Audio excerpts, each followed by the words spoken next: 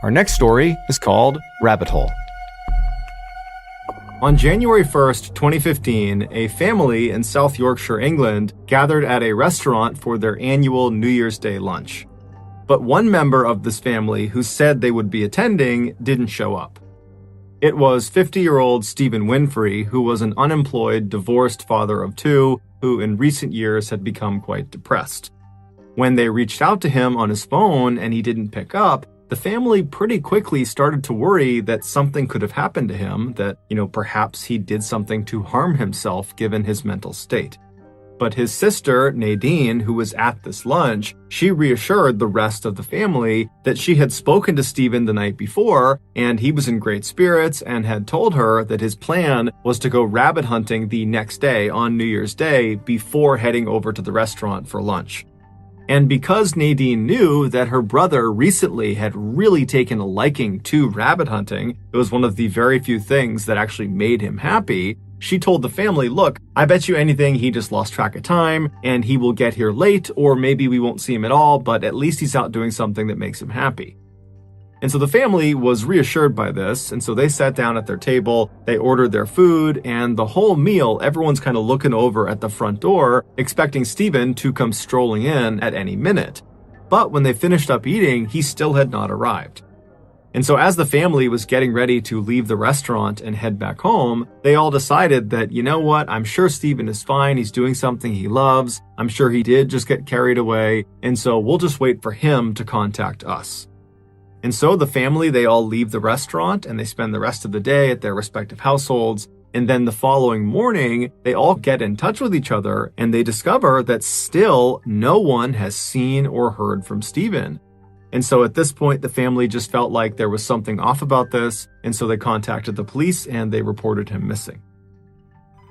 As the police were getting ready to head out and begin looking for Stephen that day, they received a call. Stephen had been found.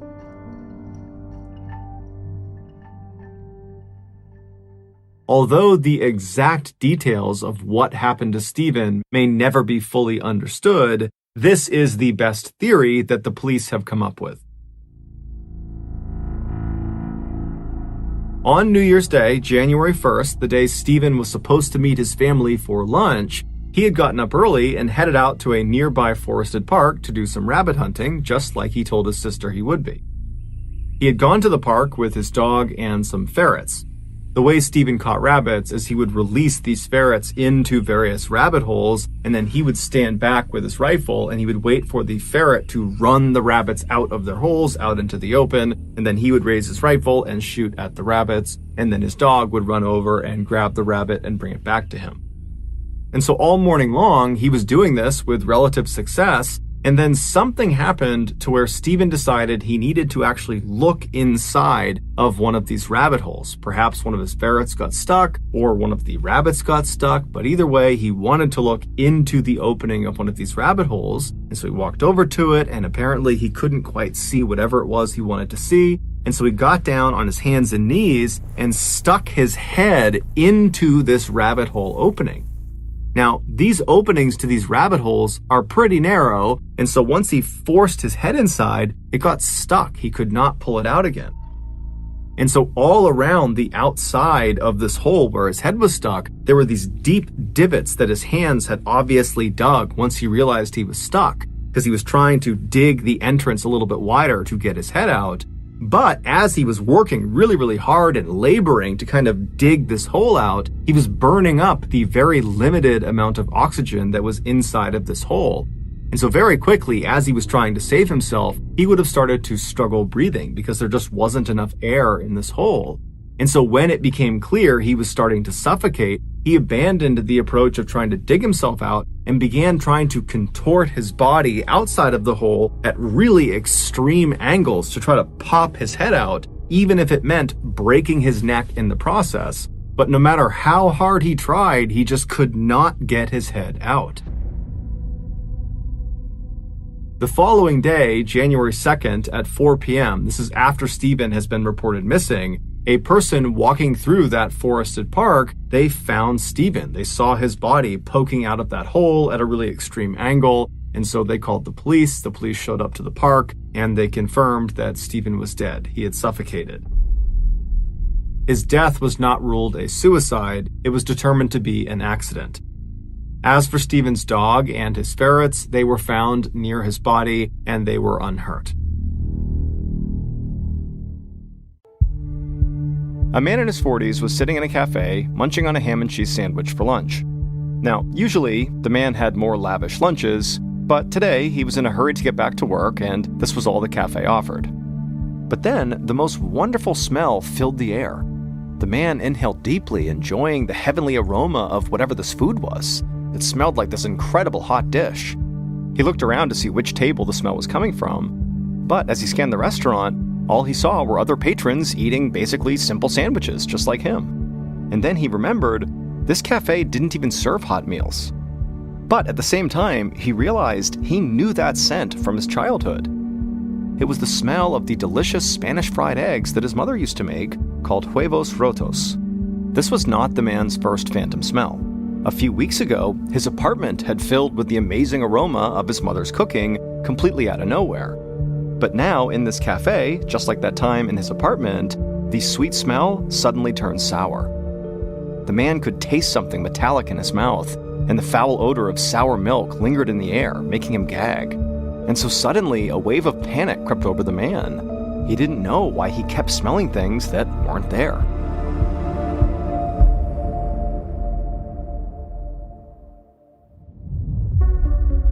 From Ballen Studios and Wondery, I'm Mr. Ballen, and this is Mr. Ballen's Medical Mysteries, where every week we will explore a new, baffling mystery originating from the one place we all can't escape, our own bodies. If you like today's story, ask the follow button to go on a long hike with you, but before you go, superglue a tiny pebble inside one of their shoes. It's common wisdom that diet and exercise are the best ways to maintain your health. As they say, an apple a day keeps the doctor away. But sometimes, no matter how fanatical you are about counting calories and getting daily exercise, there's just nothing you can do to keep certain illnesses at bay.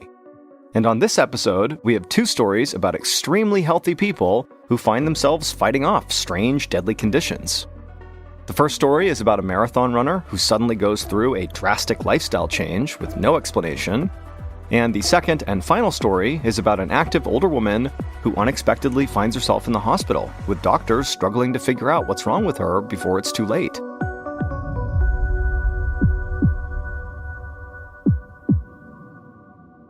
And now here's our first story called No Reservations.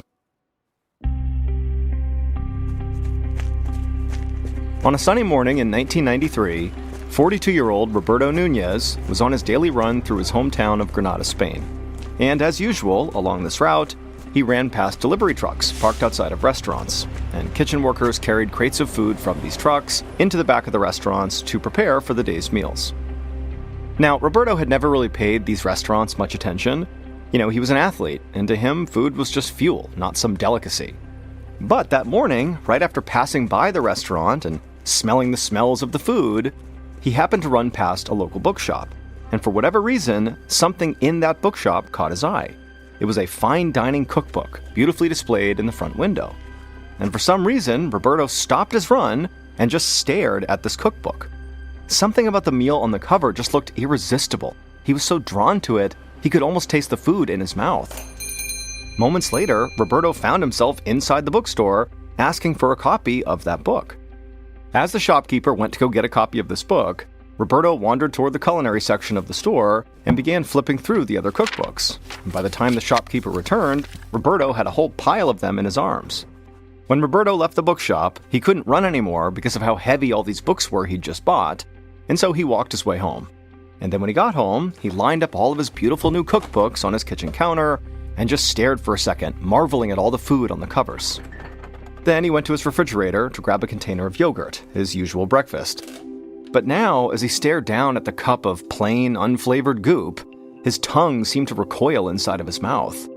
He felt like he could almost taste the plastic container and metal spoon before he even took a bite. Suddenly, Roberto's everyday breakfast seemed totally unappealing. And so for the first time in his entire adult life, Roberto decided to take himself out for breakfast. He walked to the nearest open cafe and read their extensive menu, and all the items sounded delicious. Unable to choose, he just asked the server to bring him the most popular dish and one of every side dish on the menu. 20 minutes later, Roberto's little cafe table was so full of plates, he could barely find a spot to set down his espresso mug. Roberto stuck his fork into a potato omelet seasoned with chives and garlic. He took a bite, and it felt like his tongue was exploding with pleasure. He'd had all these foods before, but they had never triggered a response like this. He felt a rush of joy as he leaned over his cafe table and devoured every bit of food his stomach could fit. A few weeks later, Roberto was pacing in his kitchen on the phone, making reservations at one of the most exclusive restaurants in Granada. For the past couple of weeks, he and his wife had been eating out for almost every meal. Roberto didn't know what had come over him. He'd never been a food person, but now he was spending nearly all his time researching the best restaurants in Granada and then making plans to dine at each of them. Meanwhile, his running shoes sat abandoned in his closet. In fact, he hadn't gone running even once this week. Roberto was a marathon runner, but his heart just was not in running anymore. He'd totally stopped counting calories and monitoring his carbohydrate and protein intake. His only long-term goal at the moment was a grand European road trip so he could try all the famous restaurants he'd been reading about. In fact, calling a travel agent was the next item on his to-do list. He intended to eat at every single Michelin-rated restaurant in the entire world. Roberto finalized another restaurant reservation and then hung up, marking the appointment on his calendar, and then he called the next restaurant on his list. 4 years later, Roberto sat at his computer typing up a restaurant review. By this point, his entire life now revolved around food. Every free second was spent eating, planning to eat, or traveling to the best restaurants all over the world so that he could write about them. Roberto looked a lot different now, too. Roberto had really not been running at all over the past few years, and between that and his sedentary lifestyle and new love of gourmet food, he'd gained a good 60 pounds. He'd had to buy a completely new wardrobe, but Roberto didn't mind. He'd actually never had so much fun in his life as he had now being a foodie. The passion he now felt for food rivaled the sense of accomplishment he used to feel at the end of marathons. It was like he had finally found his real life's purpose. Roberto sat back in his home office chair and closed his eyes, trying to remember the subtlety of a glaze he'd tasted at lunch. He breathed in deeply, then sat up looking around. He breathed in again, and a warm, savory scent filled his nostrils. His entire apartment was suddenly filled with this heavenly aroma, even though he wasn't cooking anything at all. It took him a minute to place this wonderful smell, and then he had it. It was his mother's cooking, a spicy potato dish she used to make him when he was a kid. Confused, Roberto went to the kitchen, wondering if maybe his wife had come home and started making dinner without him noticing, but no, the kitchen was dark and empty. So Roberto wandered the house, running scenarios through his mind that might explain the smell. At first he thought, maybe a window was open and outside smells were coming in. But when that wasn't true, he began to wonder, did somebody break in and were they eating inside of his house? Now he knew that made no sense, but the more he wandered the house, the stronger the smell of his mother's cooking became, but there was no reason for it to be in his apartment. It just made no sense. Roberto was feeling freaked out, especially when, moments later, the smell changed from delicious to sour. He stopped and covered his nose as a chemical-like odor filled the apartment, but even with his nose covered, he could still smell it. Worse, he could taste it on his tongue. He gagged a little, then went to the kitchen to spit in the sink. He flung a window open, trying to air out the smell, and then as quickly as the smell had come on, it disappeared. Roberto stood in his living room feeling very unnerved, trying to tell himself that there had to be some rational explanation here. He told himself that it must have been a neighbor cooking a familiar recipe and accidentally burning it on the stove. But despite his best efforts to convince himself that that really happened, he still felt very unsettled as he went back to his computer to finish his review. A month later, Roberto was at a local cafe enjoying one of his favorite breakfasts, a potato and chorizo omelet with a side of fruit and some bread. He'd just finished slathering the bread with some butter when his nose caught a whiff of that same savory scent he had smelled inside of his apartment. The smell was his mother's cooking, specifically her huevos rotos, a traditional Spanish breakfast she used to make when he was a kid. Roberto looked around, wondering if the smell was coming from a neighboring table, but he was the only one with a plate of food. Roberto picked up his espresso and breathed in deeply, knowing the smell of coffee beans can clear your palate. But when he set the cup down again, that smell was still there. Roberto told himself not to panic, but he was worried. He decided that perhaps it was time to see a doctor about all these phantom smells. A few days later, Roberto was at a neurologist's office explaining how he was smelling all these things that weren't actually there, and he was concerned that he was losing his mind.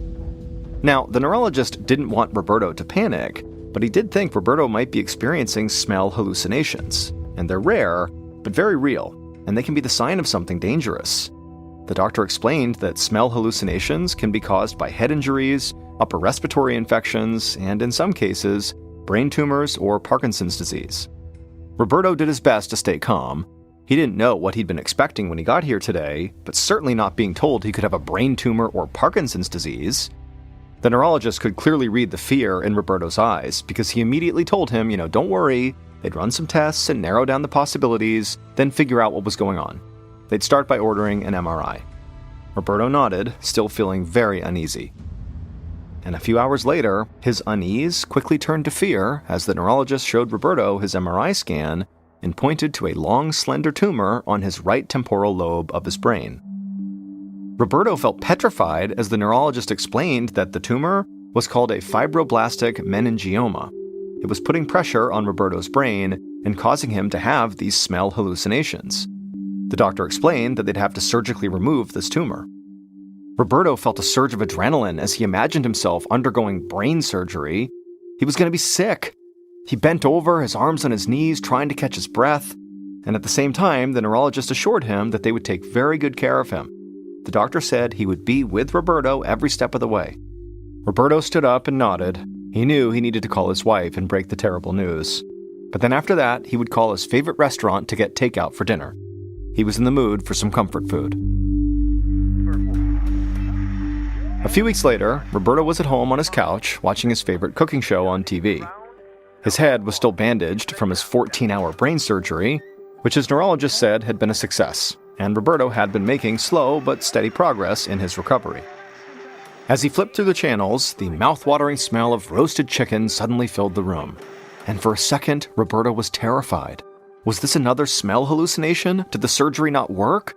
But then he looked up and saw his wife enter the living room carrying 2 plates of roasted chicken, his dinner. His stomach rumbled, and he thanked his wife as she set his plate down on the coffee table and helped him sit upright. Roberto had not had a single smell hallucination since his surgery, and he was hoping that that meant he was cured. And so feeling like he had a new lease on life, Roberto looked forward to getting back to his food blog and the long list of restaurants he still wanted to try. 12 years later, on March 3, 2010, Roberto, who was now 58 years old, stood on the scale at his neurologist's office for a routine follow-up. Even though it had been over a decade since his brain surgery, he still had to get regular MRI scans to make sure there was no new tumors in his brain. The nurse took note of Roberto's weight. By this point, Roberto had gained approximately 110 pounds since he first took an interest in food. But this just didn't really bother him. He knew he'd been gaining weight steadily over the years, because after all, he ate rich and decadent foods for almost every meal, something he just loved to do. And besides, his career in food had really become quite incredible. Roberto was now a widely recognized and respected food critic. He wrote for prestigious magazines and gastronomy guides, and had been featured in a few newspapers. After that day's scan, Roberto waited inside of his neurologist's office, expecting the same results he got after every other appointment, all clear and good to go. Except this afternoon, his neurologist did not look too happy when he came through the door. He told Roberto that the MRI today showed a growing lesion and mild damage in the same areas where his tumor had been, and he believed that the lesion was likely left over from his surgery a decade ago. Roberto was shocked and asked the doctor if this meant more brain surgery. But the neurologist assured Roberto that this lesion was small. So small, in fact, they could very likely manage it without having to resort to surgery. Instead, they would do something called radiosurgery, which is when very focused beams of radiation are used to treat cancer cells and other tissue without any incision. Roberto liked the sound of that and scheduled the radiosurgery for later that week. A month later, Roberto parked his car along a street in Granada and adjusted his tie. Then he opened the passenger door for his wife, and the two of them began walking up the sidewalk on their way to a restaurant opening. And as they strolled along the boulevard, Roberto told his wife the good news. He'd had a follow-up doctor's appointment at his neurologist that afternoon. He'd completed his radio surgery appointments at the start of the month, and now his neurologist told him that his lesion had shrunk by more than 25% and was no longer pressing on his temporal lobe. His neurologist felt optimistic that the lesion would soon be gone, and Roberto would be in full remission. As they neared the restaurant, Roberto's wife gave him a kiss and told him this was fantastic news. She was so relieved. Then the hostess led Roberto and his wife to their table and removed the shiny gold reserved placard as they sat down.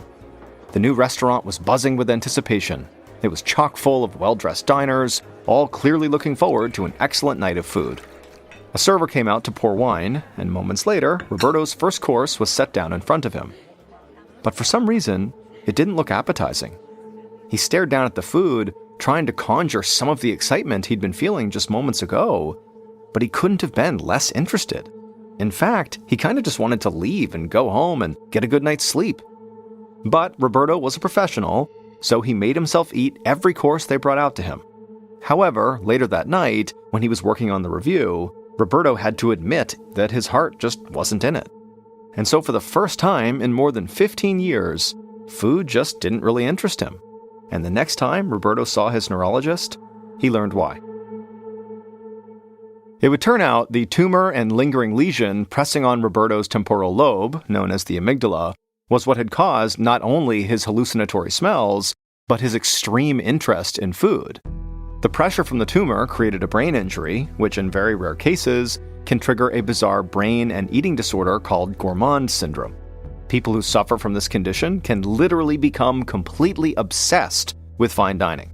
They become preoccupied with food and sometimes become compulsive eaters, even if they had formerly been very health conscious. And that's exactly what happened to Roberto. Once Roberto's tumor was removed and the lesion was finally reduced, Roberto's love for food basically completely faded.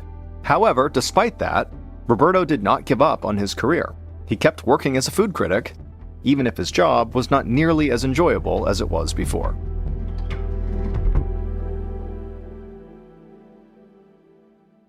Hey, it's MrBallen. I'm excited to tell you about something special. For the first time, my show, MrBallen's Medical Mysteries, has joined forces with Redacted, Declassified Mysteries with Luke LaManna, to tell a story so complex it required our combined storytelling styles. This special episode is called A Redacted Medical Mystery. In it, unexplained symptoms after a routine surgery quickly unravel into something much darker, leading straight to classified government operations hidden for decades. To listen and uncover the truth alongside us, head to either the MrBallen's Medical Mysteries or Redacted show pages right now. Or search for A Redacted Medical Mystery in the Wondery app or wherever you get your podcasts. If you're fascinated by unexplained medical stories, well, stick around on Medical Mysteries. Every week, we dive deep into cases that will leave you questioning everything you know about the human body. And if government conspiracies are more your style, Redacted is your go-to for stories that unravel secrets never meant to see the light of day. Remember, you can listen to both shows early and ad-free by joining Wondery Plus. Hey listeners, big news for true crime lovers. You can now enjoy this podcast ad-free on Amazon Music with your Prime membership. Listen to all episodes of my podcasts, MrBallen's Medical Mysteries and MrBallen's Strange, Dark, and Mysterious Stories, along with a huge collection of top true crime podcasts, completely ad-free. No more wading through cliffhangers or dealing with ads, because let's be honest, ads shouldn't be the most nerve-wracking part of true crime. To start your ad-free listening journey, download the Amazon Music app for free or head to amazon.com/ballen. That's amazon.com/BALLEN. Dive into uninterrupted true crime stories today. And now, here is our second and final story of today's episode, called The Bitter End. One morning in 2022, a 64-year-old woman named Beth shuffled into her kitchen in Ontario, Canada. It was early, and so Beth was still wearing her pajamas. She opened up her kitchen window to let fresh air blow inside, and as she did, she took in a deep breath and smiled. Beth always reminded herself not to take life's small pleasures, like a cool summer breeze, for granted. She grabbed a loaf of whole wheat bread off the counter and put 2 slices in the toaster. Then she opened her fridge and pulled out a container of green juice and a couple of organic eggs. Beth was extremely health and diet conscious and usually had this same breakfast every morning. She drank 2 glasses of juice while her toast cooked, and she scrambled her eggs. Then she sat at the kitchen table to eat. When she finished, she put her dishes in the sink and walked back to her room to get dressed for her morning jog.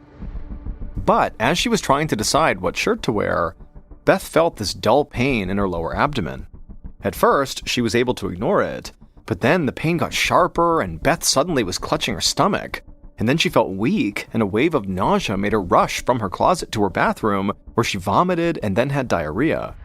Beth shakily walked to the sink and drank a few sips of water from the tap. When she looked in the mirror, she saw that her face was beet red.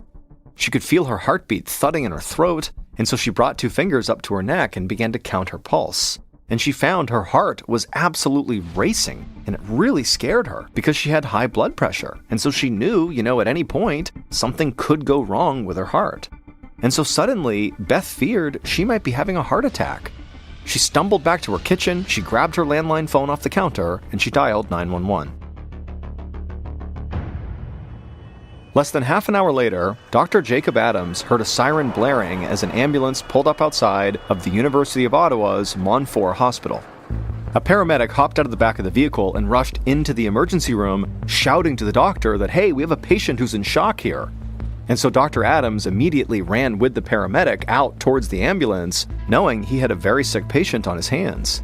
Shock occurs when a person doesn't have enough blood circulating throughout their body, and left untreated, it can rapidly lead to organ damage or even death. And this patient, Beth, was already in bad shape. The paramedic said that she was vomiting, she had diarrhea, and her blood pressure was dangerously high. Another paramedic followed closely behind the first, and together, they brought Beth into the emergency room on a gurney. Dr. Adams saw how pale and confused she looked, and knew there was no time to waste.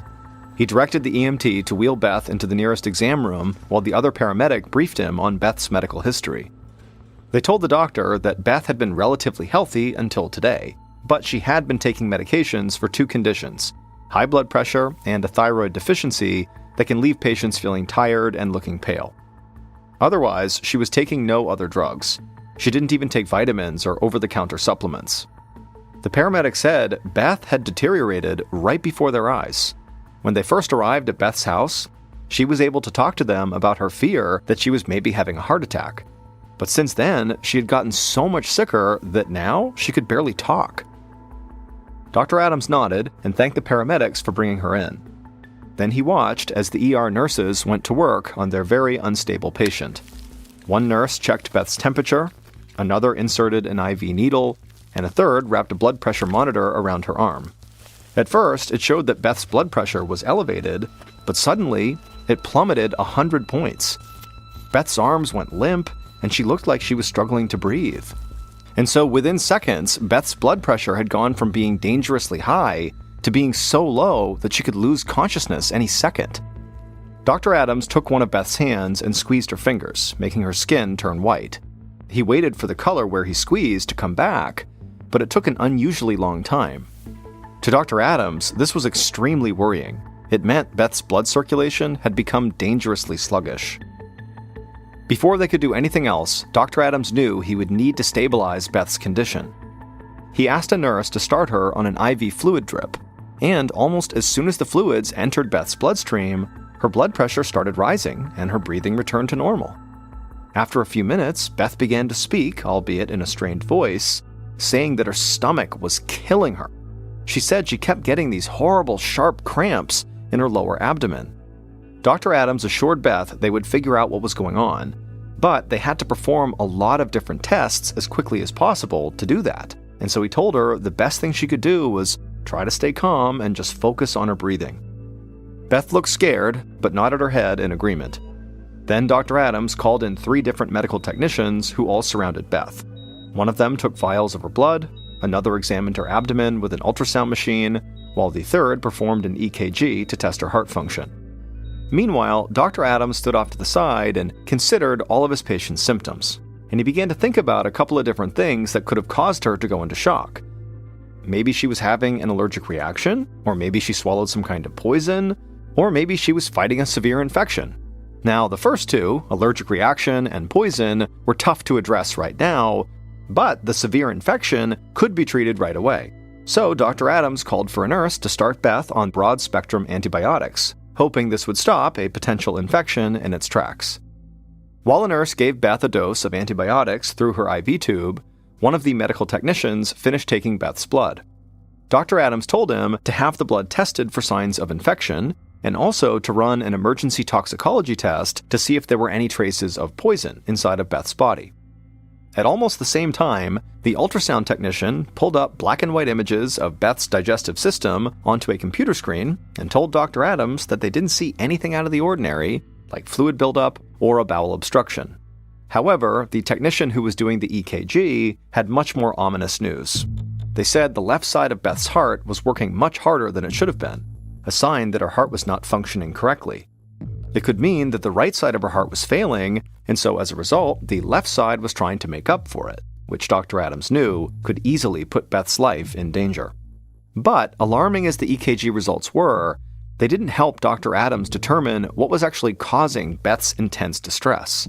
He needed to get a better understanding of how all of her internal organs were functioning. So he decided to bring her into the radiology department for a CT scan, which would take pictures of the inside of her body.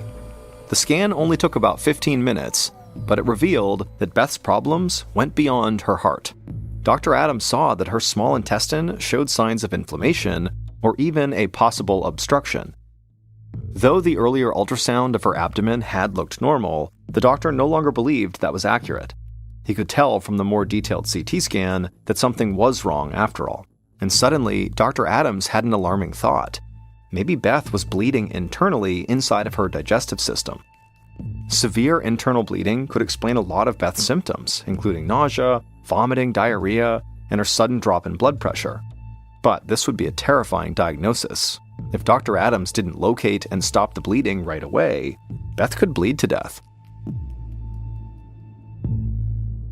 A few minutes later, Dr. Adams received the results of Beth's blood work. Her toxicology report came back normal, meaning technicians had not found any poison in her system, but on the other hand, the results showed she did have elevated levels of a protein found in red blood cells, which did seem to indicate she did have internal bleeding. And just as the doctor set her test results aside, Beth's blood pressure suddenly plummeted again. She went pale and her breathing became labored. Dr. Adams looked up and noticed her IV fluid bag was empty, so he quickly replaced it with a full one, and as soon as the fluids flowed into her system, just like the last time, her blood pressure immediately stabilized. But to Dr. Adams, this was not a good sign. If Beth was rapidly bleeding internally, IV fluids would keep her going for a while, but eventually it would not be enough, and so she needed a blood transfusion as quickly as possible. And at this point, Beth looked sicker than ever. She groaned in pain and then leaned over the side of her hospital bed and vomited up blood. Now, Dr. Adams was certain that she was bleeding internally into her stomach, which was why she was throwing up the blood. He immediately called in a nurse, who began giving Beth a blood transfusion. He also continued giving her IV fluids and started her on drugs that would keep her blood pressure up and reduce acid in the stomach to hopefully slow the bleeding. After all that, Dr. Adams transferred Beth to the intensive care unit, where they met with a gastrointestinal specialist named Dr. Christina King. Dr. King said she needed to insert a tiny camera down Beth's throat and into her abdomen. That way, she could see firsthand where the blood was coming from. Dr. King turned to Beth, whose face was scrunched up in pain, and explained the procedure. Beth would be put under light anesthesia for about 30 minutes, and during that time, Dr. King would insert a tube with the camera on one end into Beth's esophagus and down into her stomach. Beth looked uneasy, but she was so sick that a tube going down her throat seemed like a small price to pay for some answers. She said okay, and the doctors got to work prepping her for the procedure. About 15 minutes later, Beth had been put under anesthesia and was lying on her side on a bed in her ICU room. Dr. King stood beside her and carefully inserted the long, thin tube down her throat. Dr. King could see the inside of Beth's esophagus on a screen right beside her bed. Dr. King moved the tube further down Beth's digestive system, and as soon as the camera entered Beth's stomach, Dr. King saw that her stomach lining was swollen, red, and bleeding. The bleeding was not severe, but the doctor knew that was only thanks to the drugs that Dr. Adams had given Beth. Later that afternoon, Dr. King sat in the ICU with Beth, who was still sedated from her procedure. Beth did look much better than she had just a few hours ago, and Dr. King was glad that the treatment she and Dr. Adams had come up with seemed to be working. Her internal bleeding had largely stopped, at least for now, and so for the time being, Dr. King could really focus on why Beth was bleeding internally. Dr. King was starting to think that Beth's illness had been caused by something that she might have eaten, rather than by poison or an infection. And so once Beth woke up from her procedure, Dr. King asked her if she'd eaten anything out of the ordinary that morning before she'd gotten sick. Beth initially said no. She'd had the same breakfast she ate every single morning: whole wheat toast, organic eggs, and homemade green juice. However, Beth said, now that she thought about it, her juice had tasted a bit more bitter than usual. Dr. King asked what kind of juice it was, and Beth said, she made it herself from a type of green squash called bottle gourds that she had bought at the store. She'd heard that bottle gourds were a really great health food, and so for the last several years, she'd been pureeing the vegetables into a juice that she would drink every morning. Dr. King just stared at Beth, because suddenly she knew what was going on with Beth, and it made perfect sense. Beth had given herself a nearly fatal case of toxic squash syndrome.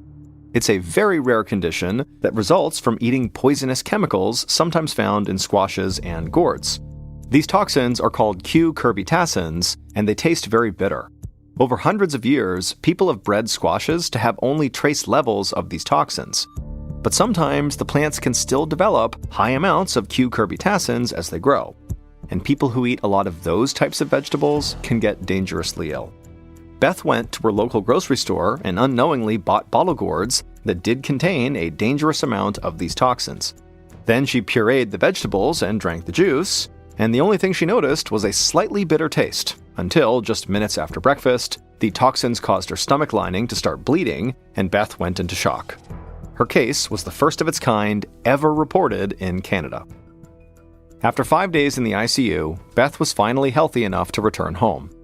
2 weeks later, her doctors called to check on her condition, and she told them that she was feeling fine, except for one symptom. In the past few days, her hair had begun falling out. Her doctors told her that this was actually normal. Delayed onset hair loss had been reported in a number of cases of toxic squash syndrome.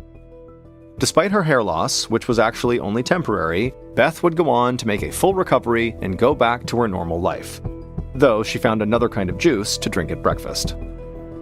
It's called My Brother's Keeper. Just after midnight on March 9th, 1947, a man slipped out the front door of his 4-story brownstone mansion on New York City's iconic Fifth Avenue. The man was named Langley Collier. He was 61 years old, and he was a trained engineer, he was a very famous concert pianist, and he was very wealthy. But he didn't dress like he was wealthy. This night, Langley was going for an 8-mile walk to the south to Brooklyn, New York, where he was going to pick up a very specific thing that he needed for his older brother Homer, who was currently laid up in bed on the second floor of the mansion.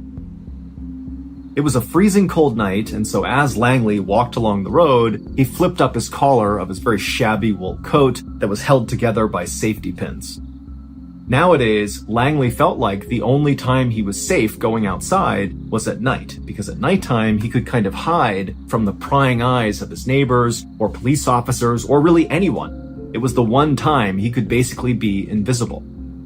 And so, Langley scurried his way down the dimly lit sidewalk, looking left and right constantly to make sure he wasn't being followed, and then finally at 2 a.m. he arrived at his destination in Brooklyn, a very particular set of dumpsters. And right away, Langley got to work. He went in that dumpster, and he got the things he was looking for, and then put them in his bag, slung it over his shoulder, and then began the long, slow walk back home. Several weeks later, on March 21st, the phone rang inside the police station near where the Collier brothers lived. And so a sergeant picked up the phone, and on the other line was a guy who called himself Charles Smith, and in a very gruff voice, he told the sergeant that there was a dead body in the Collier brothers' mansion. Now, while of course this was a huge tip, the sergeant was skeptical because the police were aware of the fact there were lots of rumors floating around about the Collier brothers. They were very eccentric. I mean, Langley's going out at night with a bag over his shoulder and going to look at dumpsters in Brooklyn. I mean, they were also kind of reclusive, and the windows outside of their mansion were boarded up with wood and metal. And so people were kind of on edge about the Collier brothers, and periodically, when they heard rumors about them, they would call the police and report it. And so the police were used to getting these rumor calls, going and checking it out, only to discover that they were not true.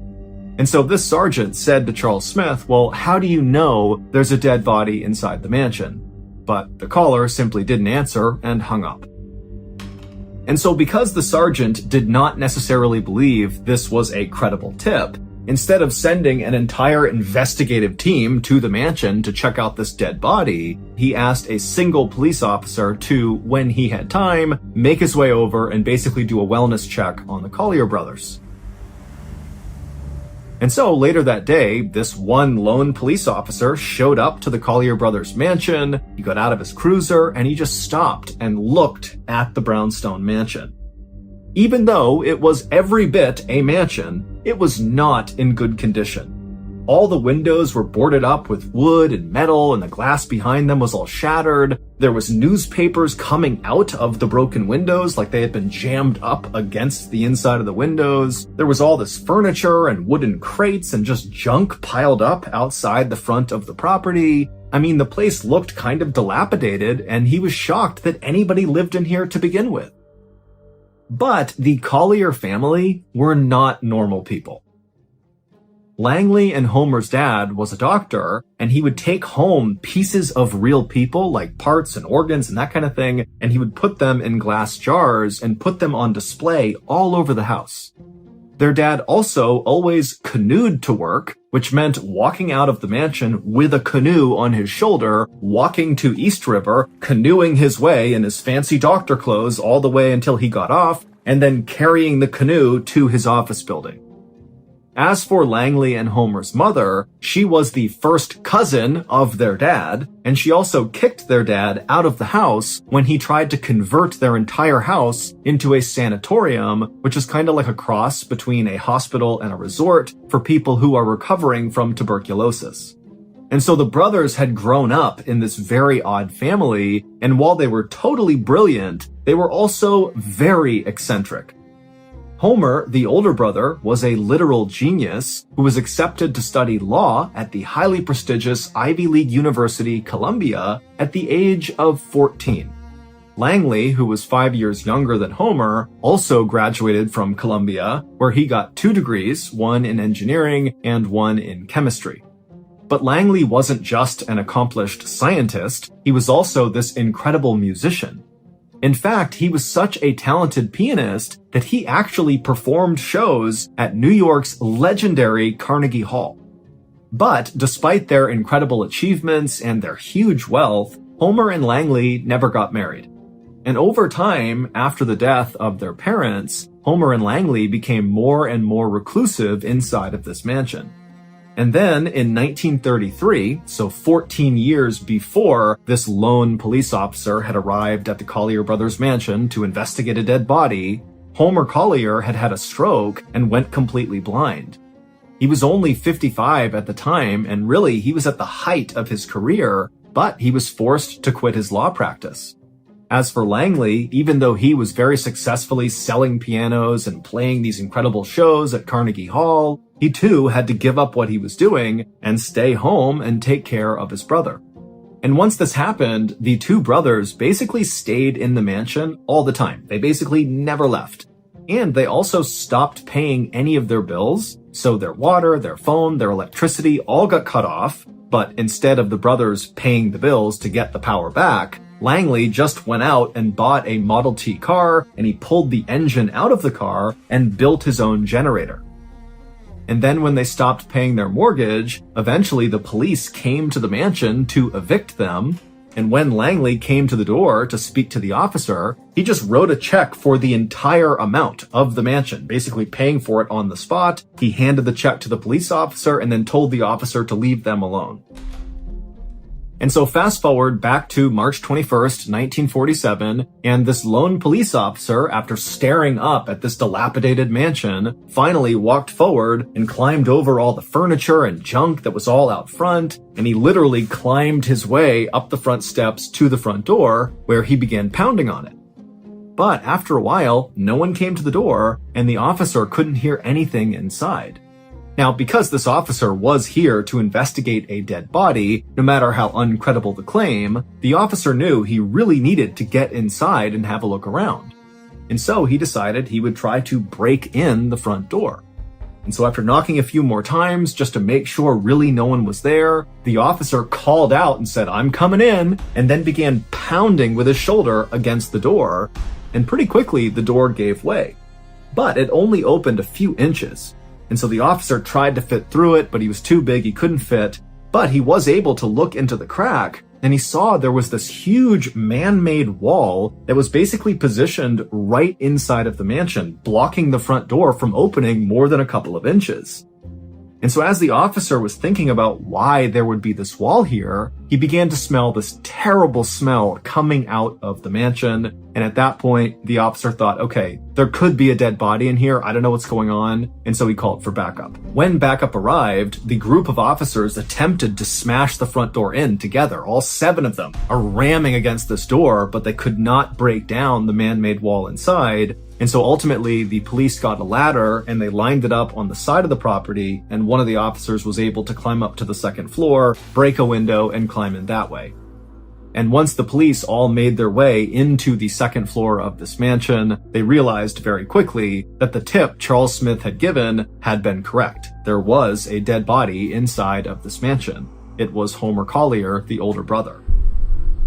He was seated in a chair in this alcove on the 2nd floor. He only had on this ragged bathrobe, and he was kind of slouched forward with his head resting on his knee with all these orange peels all around him. The coroner would ultimately determine that Homer likely had been dead for about 10 hours. As for Langley Collier, despite looking around the mansion for him, they couldn't find him. It was like he had just vanished into thin air. And so pretty quickly, the police became suspicious of Langley because they couldn't find him, and they began to think, maybe he had something to do with his brother's death, and that's why he's not here now. In fact, maybe it was Langley who called in the tip as Charles Smith out on the road somewhere after he'd run away. So the police posted an officer at the Collier brothers' mansion. Basically, his job was to stay there in case Langley came back at any time, he could be detained. And then also the police put out a 9-state alarm. Basically all the states around New York were told to keep an eye out for Langley because he was wanted for questioning in connection to his brother's death. And so as police agencies all across the East Coast searched for Langley, largely in vain, detectives in New York continued to search the Collier brothers' mansion to find clues that might shed some light about where Langley went and what role he might have played in Homer's death. And on April 8th, 1947, so 18 days after Homer was first discovered, the police would finally find that big clue that would break the case wide open. Back on March 21st, when that lone police officer first responded to the Collier brothers' house because of this call about the dead body, and then the officer broke the door in and discovered that man-made wall right behind the door, well, that man-made wall was not constructed out of normal building materials like brick or wood or anything else you might expect a wall to be built out of. Instead, it was built out of things like chairs and beds and a sewing machine and all sorts of just junk. It was trash. And this trash wall started right in front of the inside of the front door, and it extended back towards the interior living space of that floor. Except there really wasn't any living space at all anywhere inside of this mansion. Not the 2nd floor, 1st, 3rd, 4th, nowhere. Because every surface inside of this mansion was covered wall to wall, floor to ceiling in trash. Things like 14 broken pianos, an x-ray machine, there was a horse's jawbone, there were 25,000 books, and of course they had all of their father's glass jars that contained all of these human body parts. And over the years, the Collier brothers had apparently begun to think that their neighbors and random passerbys out on the street would someday break into their mansion and steal these treasures from their home. For reference, the Collier brothers did have real treasure in their house. They had tons of cash, they had jewelry, they had real valuables. But to them, that wasn't the real treasure. The real treasure were the things they pulled out of the dumpsters all around the city.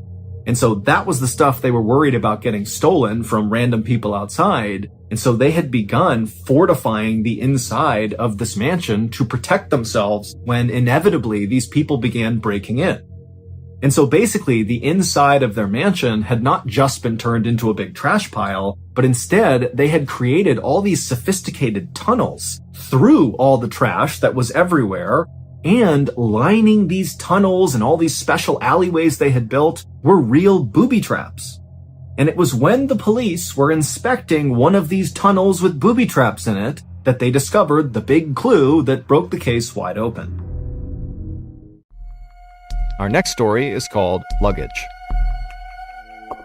From the time Gareth Williams was a young boy, his parents knew he was extremely gifted. When he was just 17 years old, he achieved a first-class honors mathematics degree from a university in his hometown of Wales. A couple of years after that, he had his PhD from the University of Manchester in England. And after that, he was accepted into a postgraduate course at one of the most prestigious universities in the world, Cambridge. But he wouldn't finish that degree because his incredible academic achievements had got the attention of Britain's intelligence agencies, and they began recruiting him. In 2001, when Gareth was 23, Britain's communication headquarters, commonly known as GCHQ, which is one of Britain's main intelligence agencies, offered him a job as a codebreaker. He eagerly accepted the job, dropped out of Cambridge, and then moved into a modest apartment in Cheltenham, which is the resort town about 88 miles away from London where GCHQ is located. And there he would live and work for the next 10 years. Despite being an intensely private and shy person, Gareth was a highly valued team player whose genius in mathematics and technology helped his group win a number of Britain's highest awards for international code breaking. In 2009, one of Britain's other main intelligence agencies, the famous Secret Intelligence Service, or MI6 for short, they were so impressed with Gareth that they offered him a job to come over and work for them.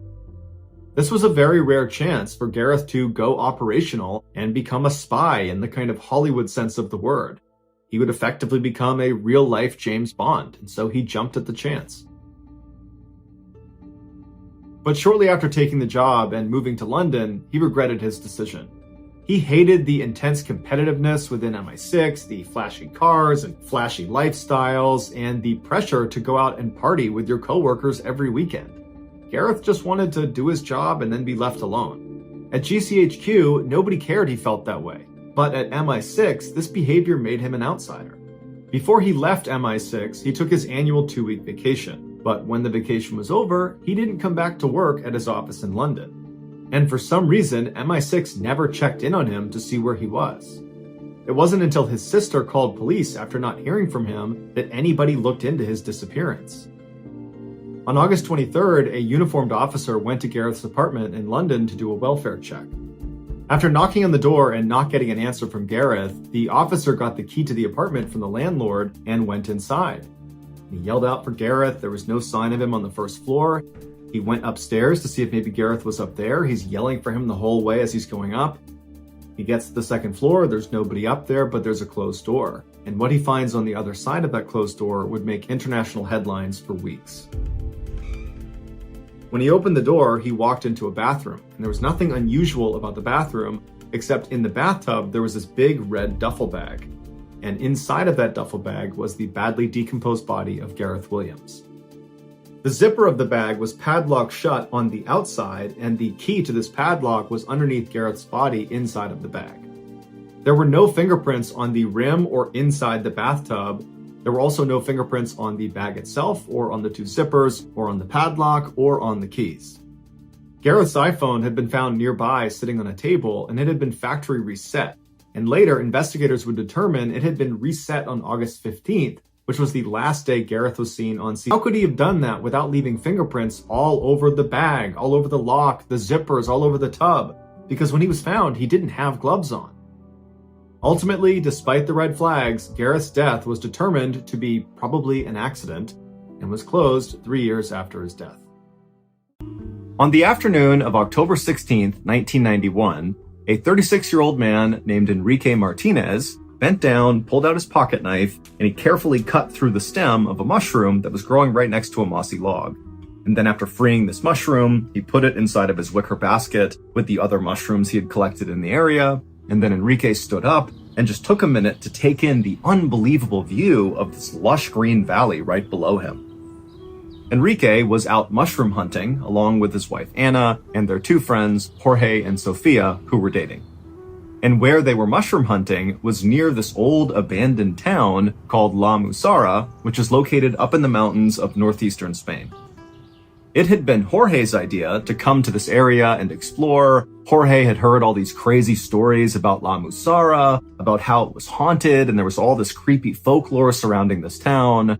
As for Enrique, he didn't really care about the lore surrounding this town. Frankly, the town was not that interesting to him. What was interesting was the opportunity to come out here and collect mushrooms. That was something he really liked to do. Enrique and his wife Anna lived in this very busy port city in Spain called Tarragona, and so their lives day to day were very hectic. Enrique, he worked at a bar as a bartender, and so every night he was surrounded by hundreds of people coming in and out. And so having a chance to come out here and be in nature at peace and collect these mushrooms just sounded too good to turn up. Enrique stopped staring at the valley right in front of him, and he turned around and continued to scan the mountainside for a particular type of mushroom that grew in this area. It was called the bloody milk cap, which was known to be great for grilling. It paired well with meat. And so Enrique's plan was to go out on this mushroom hunting trip, and when they got back, he wanted to cook a feast using these mushrooms for his wife and his friends. The group slowly made their way uphill until they finally saw the outskirts of the abandoned town, La Musara. La Musara was more than 900 years old, and now it was just a collection of crumbling ruins, some dating back to prehistoric times. La Musara had never been a big town. At its peak, it had about 300 residents. But the last of the remaining residents of this town had finally fled 40 years earlier, and so now it was a ghost town. The group made their way over to one of the buildings that was right on the outer perimeter of La Musara. It was basically just a foundation with 3 walls still standing. There was no roof. But the friends, they went over to this building, and from right next to it, they were able to look straight down the main drag of La Musara. It was basically just a dirt road that went straight out, and all along the road were other kind of ruined foundations of where buildings used to be. And fairly far down this road, maybe 200 feet away from where all the friends were standing, was the center of La Musara, which was marked by this big church with a huge steeple, and the church was actually in decent shape. It had not totally crumbled onto itself like the rest of the buildings around it. And then behind the church, somewhat visible from where the friends were standing, was this overgrown cemetery. And then kind of off to the side of the church was this pond that was also very overgrown, and it was full of croaking frogs. Enrique and his friends just stood there next to their dilapidated building, staring at La Musara in silence. Now, they knew this place was going to be very creepy. People had said it was haunted, and that was a big reason why Jorge wanted to come here. But now seeing it in person, really the creep factor was much higher than they expected. It really did look like a spooky place. And then adding to the spook factor was very clearly, as they were looking down this main road, the friends could see this mist kind of starting to envelop the town. Jorge had told the friends when he was doing his research about La Musara that the mist was really a trademark of this town. That at night, it basically got completely consumed in white mist. But now the friends are looking down this road, it's the middle of the day, and already the mist is starting to come in. Finally, Jorge broke the silence and said, "Hey, I want to show you guys something." And he grabbed his girlfriend Sofia's hand, and he began kind of jogging down the main road in the direction of the church. And so Enrique and Anna followed behind. And after only walking maybe 10 or 20 feet, Enrique happened to turn around and look back where they had just been standing next to this dilapidated building, and already he couldn't see that building because this fog had rolled in and totally obscured his view. Enrique couldn't help but feel a little uneasy, again, because he thought the fog was supposed to come in at night, and it's broad daylight, and here we are, totally covered in fog. But he shook it off, thinking, what's the big deal? And so Enrique turned back around, and he and Anna hustled to catch up with Jorge and Sofia, who by this point had stopped a little farther down the road, off to the side, where there was this strange rectangular rock that was maybe 2 feet tall, just kind of jutting up out of the ground. And when Enrique and Anna made it to Jorge and Sofia, Jorge placed his hand on the top of this strange rock, and looking very satisfied with himself, he would tell his friends, "This is the Sis Stone, and people say it contains dark powers." The Sis Stone was actually one of the oldest things in all of La Musara. Back in the day, Muslim armies used to march through La Musara, which actually got its name from this. La Musara means the place to march. And so these armies, as they would pass through La Musara, making their way to the valley down below, they would always stop at the Sis Stone because they believed it had magical powers that could help them defeat their enemies in their upcoming battles. Now, the Muslim armies were long gone by this point, but the Sis Stone was still there, and people still said that it contained that kind of magical power, that there were dark forces at work inside of the stone. And so to touch it was very risky. In fact, some people said if you touched the Sis Stone, you could be sucked into this parallel world full of all these demonic entities. And so as Jorge told the group about all this history surrounding the Sis Stone and how no one should touch it, remember, he's got his hands squarely on the Sis Stone the whole time. And so when he finishes telling this story, he looks at the others and said, "Come on, somebody else touch it." Jorge's girlfriend, Sofia, said, "Absolutely not. I'm not about to tempt evil spirits here." But Enrique's wife, Anna, said, "You know what? I'll touch it." And so Jorge smiled, he pulled his hand off the Sis Stone, and Anna, she walked forward, she took a deep breath, and then she placed her hand on the stone.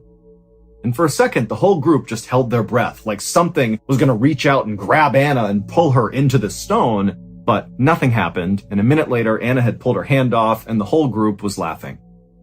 But just a couple of seconds later, Enrique, who had been laughing along with the group, suddenly noticed that the frogs in the pond near the church, a little farther down the road from where they were suddenly so much louder.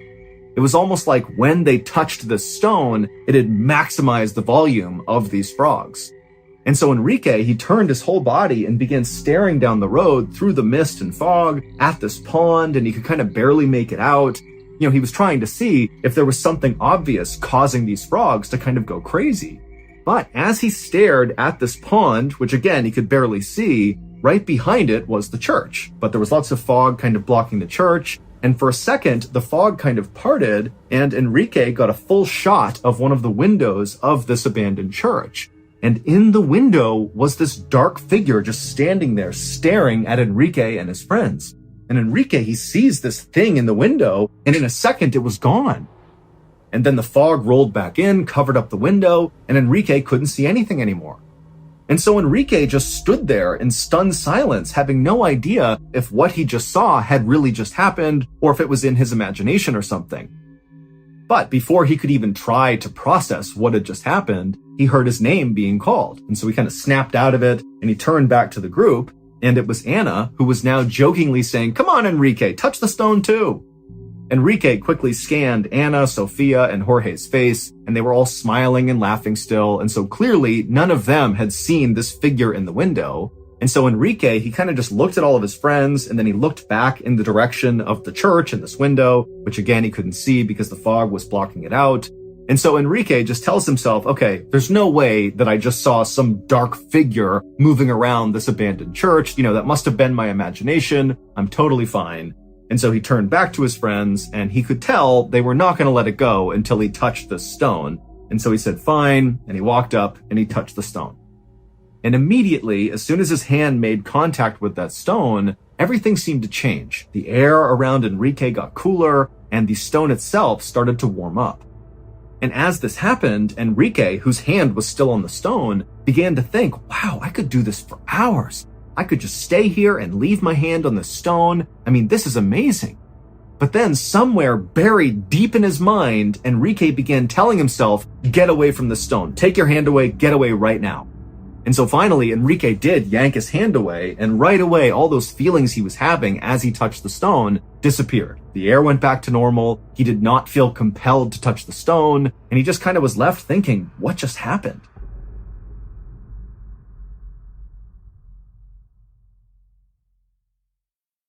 Hey listeners, big news for true crime lovers. You can now enjoy this podcast ad-free on Amazon Music with your Prime membership.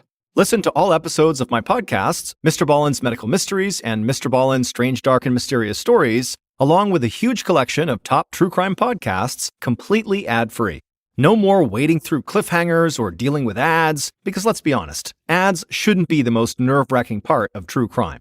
To start your ad-free listening journey, download the Amazon Music app for free or head to amazon.com/ballen. That's amazon.com/BALLEN. Dive into uninterrupted true crime stories today. Hey, it's Mr. Ballen. For the first time, my show, Medical Mysteries, has joined forces with Redacted for a special episode. A redacted medical mystery uncovers how routine surgery leads to classified government operations. Listen now on the Medical Mysteries or Redacted feeds, or search A Redacted Medical Mystery wherever you get your podcasts. And so Enrique's wife, Anna, along with Jorge, they were both grinning at Enrique, waiting for him to tell them about what it was like to touch the cyst stone. But behind them, Sophia, Jorge's girlfriend, she was not happy. She was the only one who had not touched the cyst stone. And so she spoke up and said, guys, let's get away from the cyst stone. I don't want to continue to tempt evil spirits, okay? Let's just go. And so Jorge threw his arm around Sophia and told her to lighten up, and then said, come on, let's do some more exploring. And so Jorge took Sophia's hand, and he continued walking down the main road in the direction of the church, and Enrique's wife, Anna, she quickly followed right after them, kind of running to keep up, like she was a kid who was excited about what they were doing. But Enrique, he just stayed put for an extra second, because even though he had told himself that, whatever he saw in the window was nothing, he could not help the fact that as soon as he touched that cyst stone, he felt different. There was something off about the stone, and really there seemed to be something off about this whole village, which by this point was now completely enveloped in fog. They were totally covered. Now, Enrique at this point did just want to leave La Musara. He didn't want to be there anymore. The place was totally creeping him out. But he didn't want to be a party pooper, and so he turned and continued walking down the main road after his friends and his wife. And after he walked a little ways, the fog parted enough that he could see the pond full of these very loud croaking frogs, as well as the church and that window where he had seen or supposedly seen this dark figure, but the window was empty. And Enrique was relieved to see that his friends clearly had not stopped at the church. They had not tried to go in. They had gone behind the church into the cemetery. Enrique did not want to go inside of the church because even though, again, he had told himself that, that figure wasn't real, it wasn't really in the window, still there was a part of him that wanted to stay far away from this building.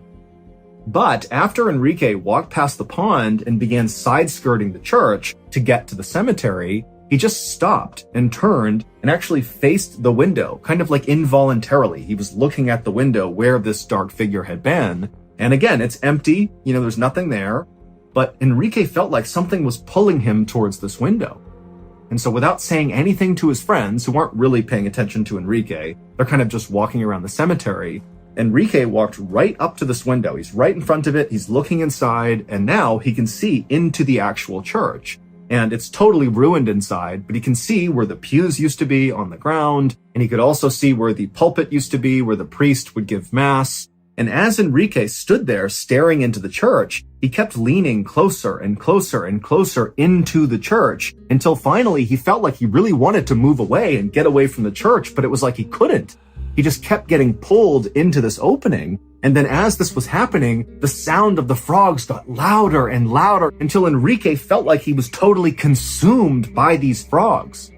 Meanwhile, just around the corner of the church and back in the cemetery, Anna, Jorge, and Sophia were kind of laughing and walking around the cemetery, reading the different headstones, when at some point, Anna, Enrique's wife, just happened to look up when she realized Enrique was not there with them. And so Anna, she walked over to the gate of the cemetery and she looked up along the side of the church, and there was Enrique kind of leaning forward into this window looking into the church.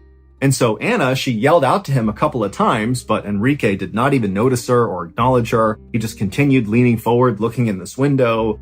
And finally, Anna got right up next to Enrique, and she actually shook his shoulder. And when she did that, Enrique kind of snapped out of it and turned and looked at her, but didn't say anything. He just had this totally confused look on his face. And Anna, she looks up at her husband and she's like, "Come on, come into the cemetery. That's where everyone is. Come on." And then Anna turned and skipped towards the cemetery. And once Anna was back in the cemetery, she just got right back to walking around and looking at all the different headstones. And at some point, as she was looking at one particular headstone, she took a few steps back to get a better look at it, and she accidentally bumped into another headstone, a big cross that had a line drawn across it, and it fell to the ground and it broke. Jorge and Sofia heard the sound of this stone breaking in half, and they turned and looked at Anna, and they kind of quickly understood what had happened. And Jorge, he just started laughing at her, and he said, "Oh boy, now you've upset the evil spirits in this town. You better put that back together." Now, Anna was trying to make light of this, but she was totally panicking and did not like the fact that she had just desecrated a gravesite in a potentially haunted town. And so she began picking up the headstone and trying to put the stone back on top, but it was no use. It was totally broken. And so as Anna continued to fumble with this headstone, and as Jorge continued to laugh and harass her about all the evil spirits that were going to attack her because of what she did, Jorge's girlfriend, Sofia, who was right next to him, she started getting on edge, and she said, "Hey, Jorge, is it true that this place is haunted? I mean, really, is this actually a haunted town? I mean, what's the deal?" And Jorge, at this point, he stops laughing at Anna, and he turns to Sofia, and he goes, "Yeah, I think this place really is haunted." And then he would tell them the story of how La Musara came to be known as a haunted town.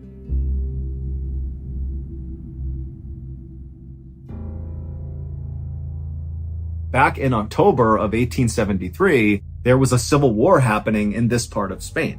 And one of the rival armies was using the caves in the mountainside kind of near La Musara as sort of makeshift field hospitals for their wounded. And one night, a very famous general named Cercos was wounded in battle. He was brought into one of these caves, and that was where he died. Now, Cercos was a beloved leader, and so the people inside of this cave really wanted to give him a proper burial, but they knew they had to keep his death a secret. Because if it got out to the rest of the men that their leader had died, it would be totally demoralizing, and it would really give their enemies a victory. And so the 6 people inside of this cave, they built a coffin and placed Cercos inside of it. And then early the next morning, when it was still dark out, these 6 carried the coffin with Cercos inside of it up into La Musara, and they buried him secretly in the cemetery behind the church. Weeks later, 5 armed rival soldiers climbed up the mountain into La Musara to look for General Cercos. They didn't know that he had died in that battle. In fact, really, besides those 6 people that saw him die and secretly buried him, nobody knew he was dead. And so these soldiers actually thought Cercos was hiding out in La Musara. And so these soldiers began busting into all the civilians' homes in La Musara and ripping them apart, looking for this general, and they'd send the people out into the streets and tell them they're going to kill them unless they give up information about where this general is. And finally, after about an hour of this, an elderly man who lived in La Musara had just had enough, and he stepped forward and he told the rival soldiers that General Cercos was dead, that he was buried in the cemetery behind their church. But the rival soldiers didn't believe the man. They said, "Okay, show us proof." But the elderly man said, "Well, I don't know exactly where he was buried in the cemetery. I just heard that's where he was buried." And so the soldier said, "Okay, get everybody over to the cemetery right now." And so all the townspeople made their way over to the cemetery, and the soldiers followed them. And then once they were there, the soldiers demanded that the townspeople begin basically digging up all the graves to find Cercos. And as the townspeople began to dig, the sound of the frogs in the nearby pond began to get louder and louder and louder, until finally the leader of these rival soldiers actually stepped away from all the chaos happening in the cemetery and walked over to the pond and began firing his gun into the water to get the frogs to stop. But they wouldn't. They actually only got louder and louder. And so the leader of these rival soldiers finally just gives up on trying to quiet down these frogs, and he turns around and walks back into the cemetery, and he finds all the townspeople have stopped digging. They've basically dug up every grave, and they haven't found Serkos, and they're just kind of waiting to see what happens next. But the leader, as he looked across this graveyard, he noticed there was one grave that very conspicuously had not been touched. Everything around it had been dug up, but not this. No one had touched that grave. And so the leader said, "Go, dig that one up." But immediately the townspeople kind of took a step back and acted like, "No way, we're not going near that grave." And so finally, a townsperson actually stepped forward and said to the leader of these rival soldiers that that grave contained this old woman who had died recently, who everyone suspected of being a witch. And so it was dangerous to try to dig her up. But the rival soldiers did not care at all about this. They just raised their guns and demanded the townspeople dig that grave up immediately. And so they would. They would go over, they would unearth this coffin, and then the rival soldiers would pop open the lid. And as soon as it was open, everybody went silent. Because this woman, who had died weeks earlier, looked totally preserved. She was laying on her back and her skin was very pale, but it had not begun to rot yet. Even her cheeks still had a kind of pinkish hue to them, and her lips were open partway, as if she had been buried mid-sentence. But what really had startled the group into silence was this woman's eyes were wide open when they opened up this coffin. It looked like she was looking directly at all of them. And so after a couple of seconds of the silence from seeing this woman for the first time, the townspeople began to cry and scream and back up away from this coffin. And the rival soldiers, they were startled too by this woman's appearance, but they were more angry than anything else, because by finding this woman in this grave, it meant they had not found the general. And so out of frustration, the rival soldiers grabbed this old woman's body, this witch's body, and they pulled her out of her grave, they strung her up to a tree, and they just sat there shooting at her constantly until her body had basically been obliterated by all the bullets. And then finally, when the soldiers stopped shooting, they realized everything had gone quiet. Just a second earlier, the cacophony of these frogs croaking in the pond that had been so loud it was like totally overwhelming had now completely ceased, and it was like the town had gone absolutely still. And this stillness and quietness was so unsettling for these soldiers that they actually just turned and fled right there without saying a word to the townspeople. And then once the soldiers were all gone, the townspeople got to work reburying their dead.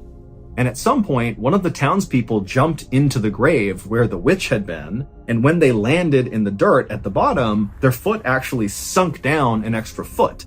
They had landed on something hollow and crashed into it. And what it was another coffin. There was another coffin buried below this woman's that the soldiers had not seen. And this secret coffin belonged to General Serkos.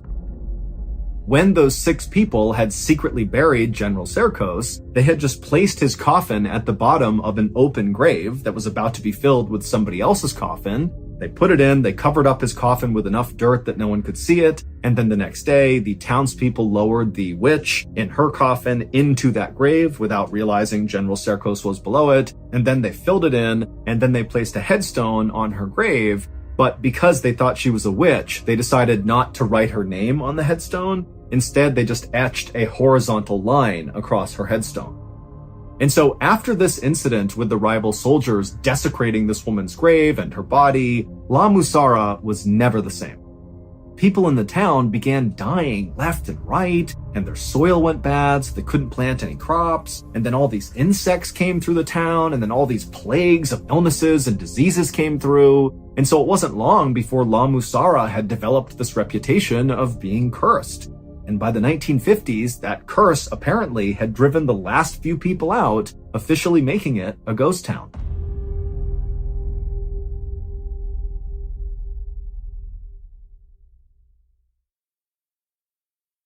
Hey listeners, MrBallen here. What if I told you that some of the strangest, darkest, and most mysterious stories happening right now are all connected to what might be the biggest crime of our generation? You know I'm always on the hunt for the most chilling and perplexing tales out there. Well, I've discovered a new podcast that uncovers real-world mysteries unfolding right now, much like how another Ballen Studios podcast, Redacted Declassified Mysteries, brings hidden government secrets to light. And it's called Lawless Planet.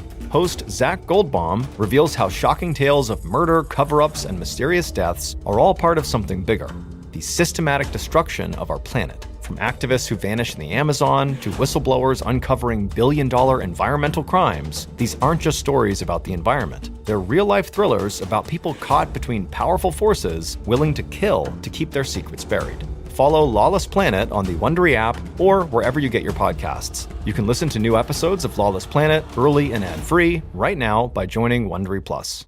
Hey, it's MrBallen. I'm excited to tell you about something special. For the first time, my show, MrBallen's Medical Mysteries, has joined forces with Redacted, Declassified Mysteries with Luke LaManna, to tell a story so complex it required our combined storytelling styles. This special episode is called A Redacted Medical Mystery. In it, unexplained symptoms after a routine surgery quickly unravel into something much darker, leading straight to classified government operations hidden for decades. To listen and uncover the truth alongside us, head to either the MrBallen's Medical Mysteries or Redacted show pages right now. Or search for A Redacted Medical Mystery in the Wondery app or wherever you get your podcasts. If you're fascinated by unexplained medical stories, well, stick around on Medical Mysteries. Every week, we dive deep into cases that will leave you questioning everything you know about the human body. And if government conspiracies are more your style, Redacted is your go-to for stories that unravel secrets never meant to see the light of day. Remember, you can listen to both shows early and ad-free by joining Wondery Plus.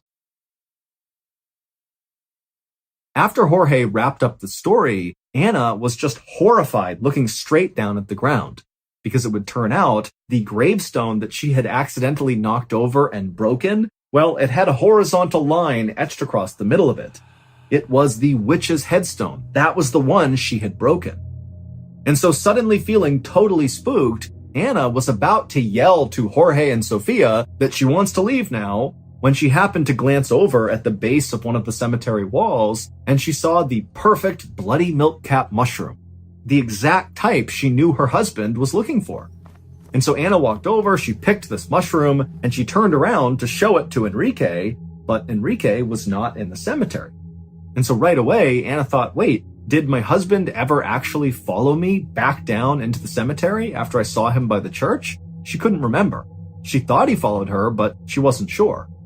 And so Anna yelled out for Enrique, but he never called back. And so she turned and looked over at Sofia and Jorge, who she could barely see through the fog, and she asked them, hey, have you seen my husband? Is he in here? Did you see where he went? And they both said, no, we have no idea. And so Anna, who at this point was now really starting to panic because this whole situation in La Musara was getting pretty spooky for her, and so she just dropped the mushroom and took off running out of the cemetery. Now, Sofia and Jorge did not really know what was going on. They didn't understand the urgency that Anna was feeling to find Enrique, and so they saw her take off to go find Enrique, and they just kind of casually walked on after her. And when they turned the corner and they exited the cemetery and began walking basically alongside the church, now again, the visibility is terrible from all this fog, as they moved along, they couldn't see Anna or Enrique, but they could hear Anna calling out for Enrique over and over again. And as they moved, Sofia and Jorge, they would see these shadows moving around in the fog. And they would think it was Enrique or Anna, but as they got up to where these shadows were, there'd be nothing there. And so Sofia, she began grabbing tighter and tighter onto Jorge's arm, and Jorge, who had been kind of joking about how this place was evil, was also now starting to feel a little bit spooked about what was going on. And so they began walking a little bit faster and faster in the direction of Anna's voice. And as Sofia and Jorge got closer and closer to Anna, the sound of the frogs in that pond began to get louder and louder and louder until Jorge and Sofia could barely hear Anna over the sound of these frogs. And then just like that, the frogs stopped. And all Sofia and Jorge could hear was the sound now of Anna crying. Now, Jorge and Sofia could not actually see Anna because of the fog, but they walked in the direction of her voice, and they ultimately found Anna crouched down with her back to them right in the spot where Enrique had previously been standing staring in that church window. And so Sofia and Jorge, they walked up to Anna and they reached down and they put their hands on her shoulder. And when Anna turned around, she was clutching Enrique's wicker basket containing all of his mushrooms. And with tears coming down Anna's eyes, she would say to her friends, "He's gone." Anna, Jorge, and Sofia would spend the next hour searching in vain for Enrique in La Musara. Remember, there's no visibility from the fog, and now it's getting dark, and so it's really hard to conduct a search for someone. And so after this hour was up, even though they had no idea where Enrique was or what happened to him, the friends decided that their best and really only move was to leave and go tell authorities. And when they did that, a massive search was launched all around La Musara for the next week. But despite this huge effort, nobody ever found any trace of Enrique. He just vanished, leaving behind that wicker basket that Anna had found. And so after this week of searching, the authorities finally called it off and told Anna that, most likely her husband must have wandered off and died somewhere, and at some point, hikers will likely discover his body. But Anna could not accept this conclusion, and so she continued to go back to La Musara to look for Enrique. And in January of 1992, so 3 months after Enrique had gone missing, Anna, Sofia, and Jorge returned to La Musara to do another one of these additional searches. And during the search, the friends were walking past the church and they passed by that same window where Enrique had been standing looking inside and also where his basket had been found by Anna. And the three friends, as they passed by, they happened to see into the church, and down on the main floor where the pews used to be and where the pulpit used to be, there were these 6 dark figures wearing robes standing in a circle, not appearing to be doing anything but just standing there. And immediately, Anna actually was really annoyed because she figured this must be a group of ghost hunters that were out here looking for something paranormal, because after Enrique went missing, his story made the news largely because he went missing in a town that's long been regarded as being haunted. And so because of his case, you had all these people coming to La Musara to go find ghosts or find whatever happened to Enrique. And so Anna, who was deeply offended by all these people who were coming out to La Musara to look for ghosts, because for Anna, this is not a game. Her husband really went missing here. So she goes right up to the window to tell these 6 people in robes off, get the hell out of here and have some respect. But when she went to the window and was about to yell in, one of the robed figures suddenly turned and looked up at Anna. And immediately Anna backed up because this clearly was not some ghost hunter. Because the hooded figure had no face. It was just a dark hole looking back up at Anna. But even though there were no eyes, Anna could tell this thing, this entity, was staring right at her. But before Anna, Sofia, or Jorge could react to what they were seeing inside of this church, from behind them, they suddenly heard this unbelievably loud galloping sound, like all these horses were charging towards them. And at the same time, the sound of the frogs in the nearby pond began to get louder and louder and louder. And so Anna, Sofia, and Jorge turned around to see what was going on, kind of expecting to see, a cavalry approaching or something. But there was nothing. All they saw was the fog on the road. And so the 3 friends turned back around to look back into the church. And now these 6 hooded figures were gone. And so suddenly thinking that these figures had left the church and they were coming to get them, the 3 friends did not wait any longer. They turned and just sprinted out of La Musara. Enrique was never found. His wife, his friends, the authorities, they still have no idea what happened to him. There have also been several other people who have gone missing in La Musara, and they too have never been found.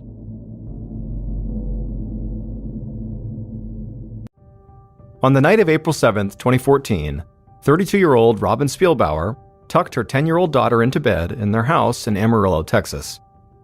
Robin told her daughter that she loved her, said goodnight, and then walked out of the room. Robin could hear the TV on in the front room of the house, and she began heading that way, but before she got there, she stopped to look in on her younger daughter. Robin peeked into her bedroom and saw the little girl was already fast asleep. And as soon as she saw this, Robin just felt this complete sense of calm come over her. As a single mother with 2 young kids, Robin's days could get busy and chaotic. But she was finally able to relax each night when she knew her daughters were safe and sound in their beds like they were right now.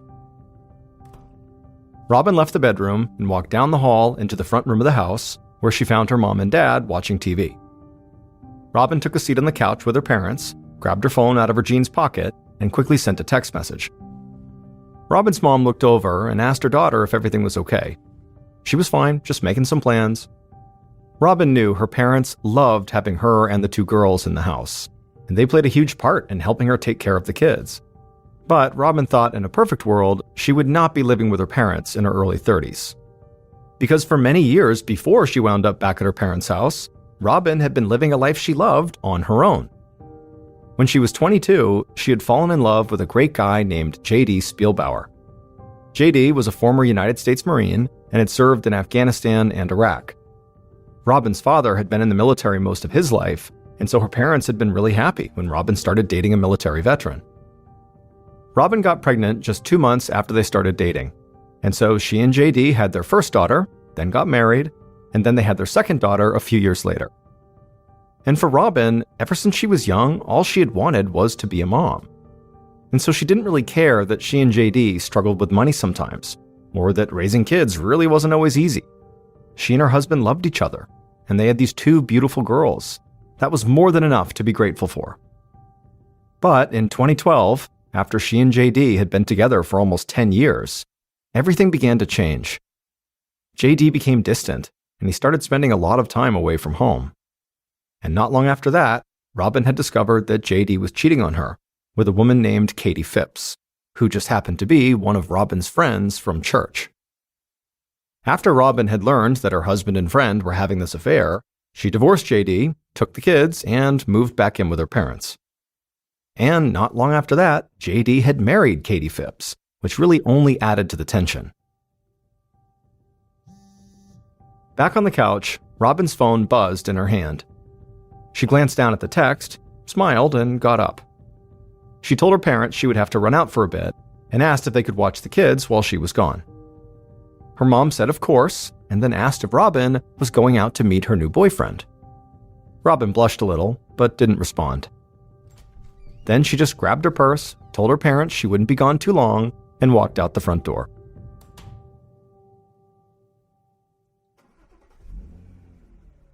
A few minutes later, at about 9:30 p.m., Robin drove her black Chevy Tahoe out of town and turned onto Helium Road, which was a long, winding dirt road surrounded by farmland on both sides. As she drove, Robin cranked up the country music on the radio and looked out at the huge Texas night sky. The only light on the road came from her headlights and the moon, and this made Robin feel like she was out in the middle of nowhere. But that was perfect as far as she was concerned. In fact, that's why she'd chosen Helium Road for this meeting in the first place. She didn't want anyone to see what she was about to do.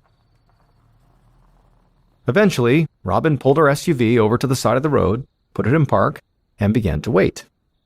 And as she did, she listened to the radio and looked out the window. And then eventually, she saw headlights coming down the road behind her.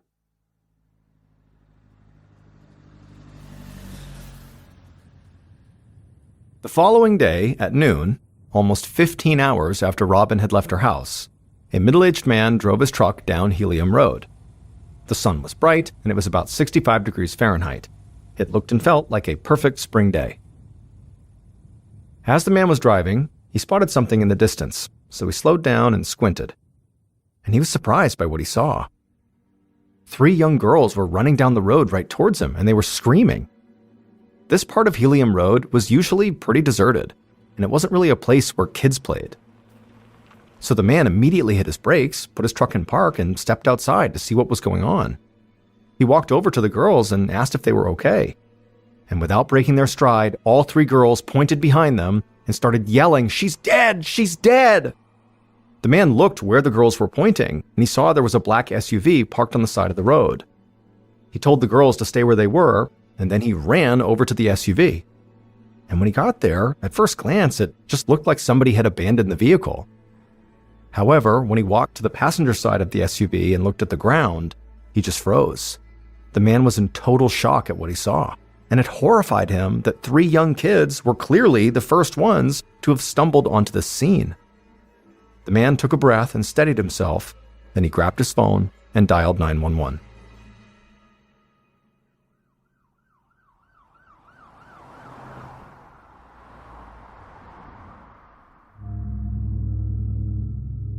A little later that afternoon, Sergeant Alan Mongold of the Randall County Sheriff's Department sped down Helium Road.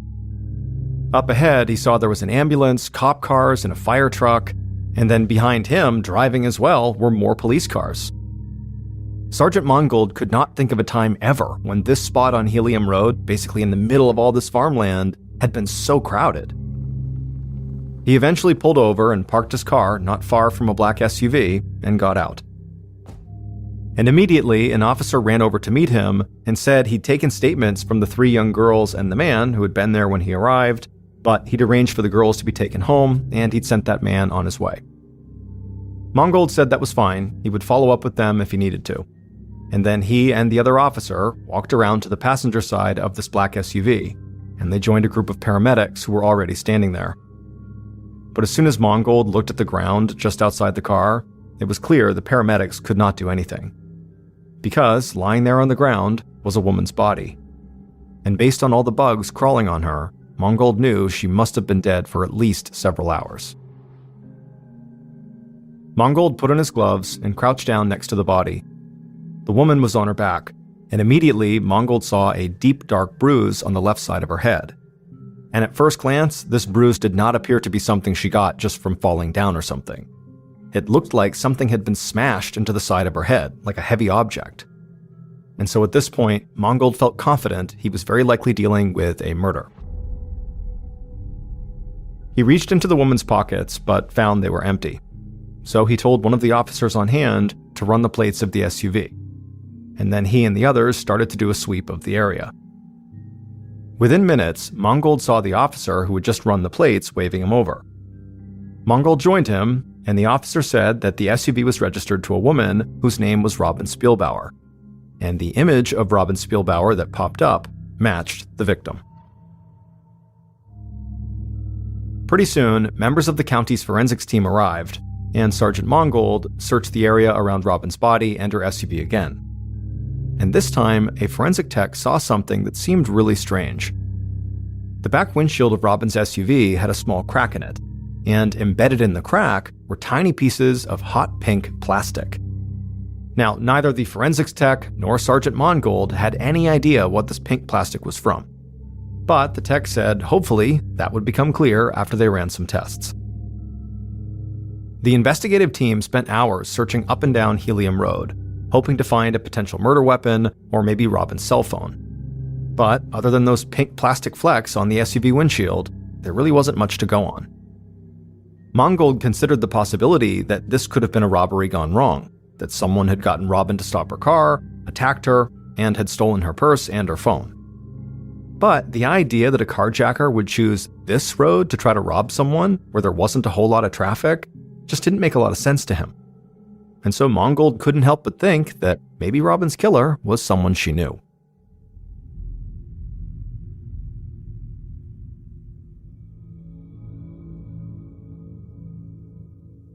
The following morning, April 9th, Sergeant Mongold sat at his desk reviewing the autopsy report. The report stated that Robin had most likely died the night before her body was found, and then her body had just laid outdoors on the side of the road overnight.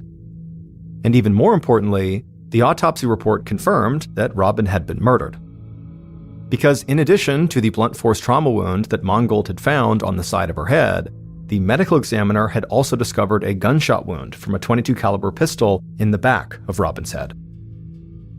So, that morning, Sergeant Mongold went to meet with Robin's friends and family to learn as much as he could about her, and also to see if anyone close to Robin owned a .22. Mongold had informed Robin's parents about the death of their daughter the previous night, and even without the results of the autopsy report, he had told them he believed there had been foul play. And so through their complete shock and grief, Robin's parents had given Mongold a list of the few people who had been closest to Robin. And now, Mongold decided to start with her new boyfriend, a bartender named Jared. But the conversation with Jared proved to be pretty uneventful. Jared said he'd been working at the bar the night that Robin had died. He said she hadn't called him or texted him or anything. And Mongold was able to quickly track down multiple people at the bar who corroborated Jared's alibi. Now, the detective had no intention of crossing Jared off his list this early on, but Jared did not jump out as an obvious suspect. And so Mongold figured if Robin's current boyfriend didn't look like a major suspect, well, the next logical step was to talk to her ex-husband, J.D. Spielbauer. Later that day, now over 24 hours after Robin's body had been found, Sergeant Mongold knocked on the front door of J.D.'s house. And as he knocked, Mongold felt a bit surprised by where he was standing, because J.D. lived only a few houses away from Robin's parents' house. The door opened, and a woman who looked like she was in her late 20s with long brown hair and bright blue eyes was standing there. Mongold introduced himself, and the woman said her name was Katie, and that she was J.D.'s wife. She said news had traveled fast, so she already knew about the murder, and she assumed that's why Mongold was here, to talk about it. Mongold nodded, but before he could say much more, a tall, thin man with a cropped military-style haircut stepped outside. He introduced himself as J.D. Spielbauer. But immediately, his wife, Katie, snapped at him and told him to shut up, because she was talking to the police. J.D. immediately hung his head and fell silent. Sergeant Mongold acted like he didn't notice any of that, but in reality, he was taken aback. Married couples, even ones that didn't necessarily get along, rarely lashed out at each other in front of him, especially when they knew they could be potential suspects in a murder case. But Mongold remained calm and polite and asked them where they'd been the night that Robin died. Katie said that she and her son had been at a friend's house, and they had come home around 10 p.m. J.D. said he'd been home all night with his uncle, who also lived in the house. They'd just been drinking beer and playing some pool. Other than Katie's quick outburst at J.D., nothing the couple did after that seemed particularly strange. However, for some reason, Mongold just felt like there was a good chance both of these people were lying to his face. He talked to them for a bit longer, and then as they wrapped up, he told them he would be in touch if he needed any more information. But as he walked back to his car, Mongold already knew he'd be calling J.D. and Katie down to the station soon. He just needed to be better prepared if he was really going to interview them.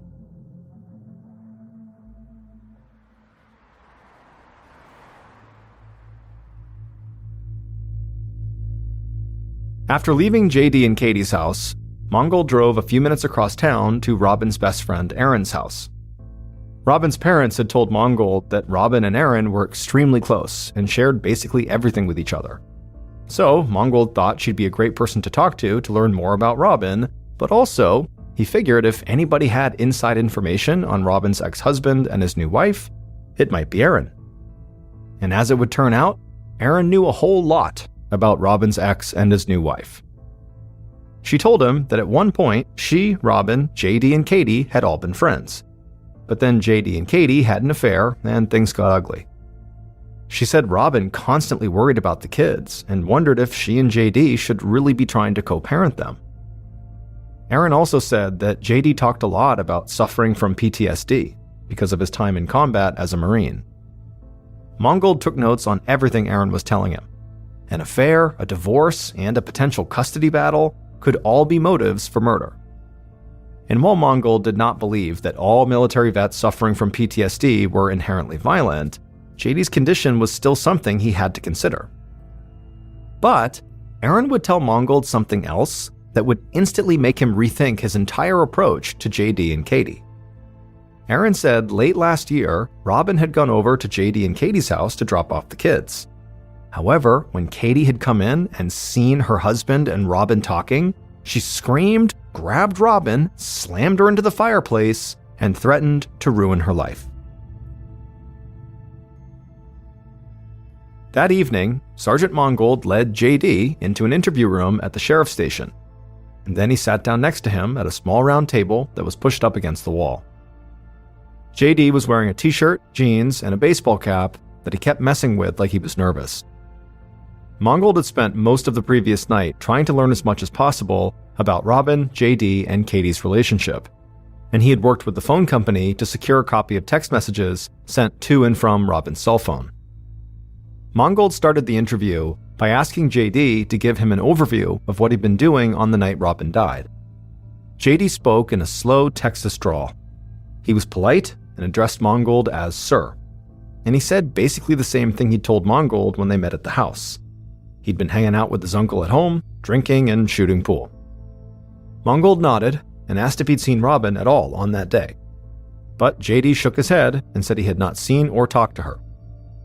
Sergeant Mongold reached down and grabbed a file folder out of a briefcase. He opened the folder and pulled out a piece of paper.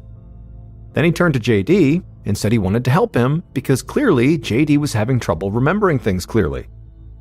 Mongold told JD that this piece of paper was a record of all the text messages Robin had sent and received on the night she died.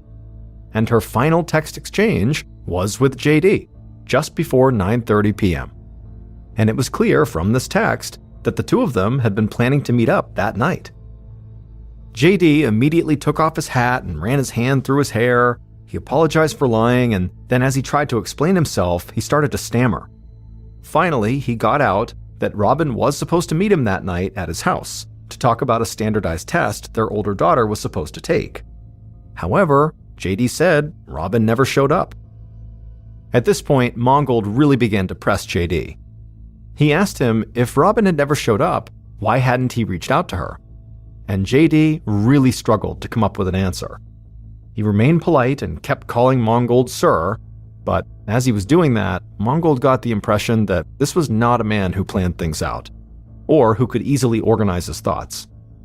And so eventually, Mongold told JD that he could assume only one of two things. JD had lied because he was the one who murdered Robin, or he had lied to cover for someone else. JD just shook his head and said he would never hurt Robin. But Mongold snapped back and said, well, if you didn't kill her, who did? JD went quiet for a second, and then he looked up at Mongold and just said, I have suspicions. Now, during this interview, JD did not come out and actually say who he suspected, but Mongold thought it was pretty clear. In fact, Mongold had the same suspicion since he talked to Robin's friend Aaron. So Mongold didn't waste any time. He let JD go, and then had JD's wife, Katie, brought to the station and into the same small interview room. Katie was wearing a sweatshirt with a pink camouflage pattern on it, and while her husband, JD, had looked very nervous when he came in, Katie, on the other hand, just looked mad. But before Sergeant Mongold could even ask her a question, she said she needed him, Mongold, to tell her something. She said she needed to know if JD was having an affair with his ex-wife Robin. Mongold said he didn't know if that was the case, but he did know that JD and Robin had planned to see each other on the night that Robin died. After hearing this, Katie broke down sobbing and put her face in her hands. She said she knew it. She knew Robin had been trying to tear her marriage apart because Robin had never gotten over JD after the divorce.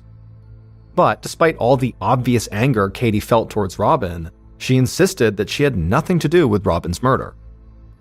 However, despite what Katie and JD said during their interviews, Sergeant Mongold still decided to secure search warrants for their house and their cell phones, and he felt sure he would soon be able to arrest one or both of them.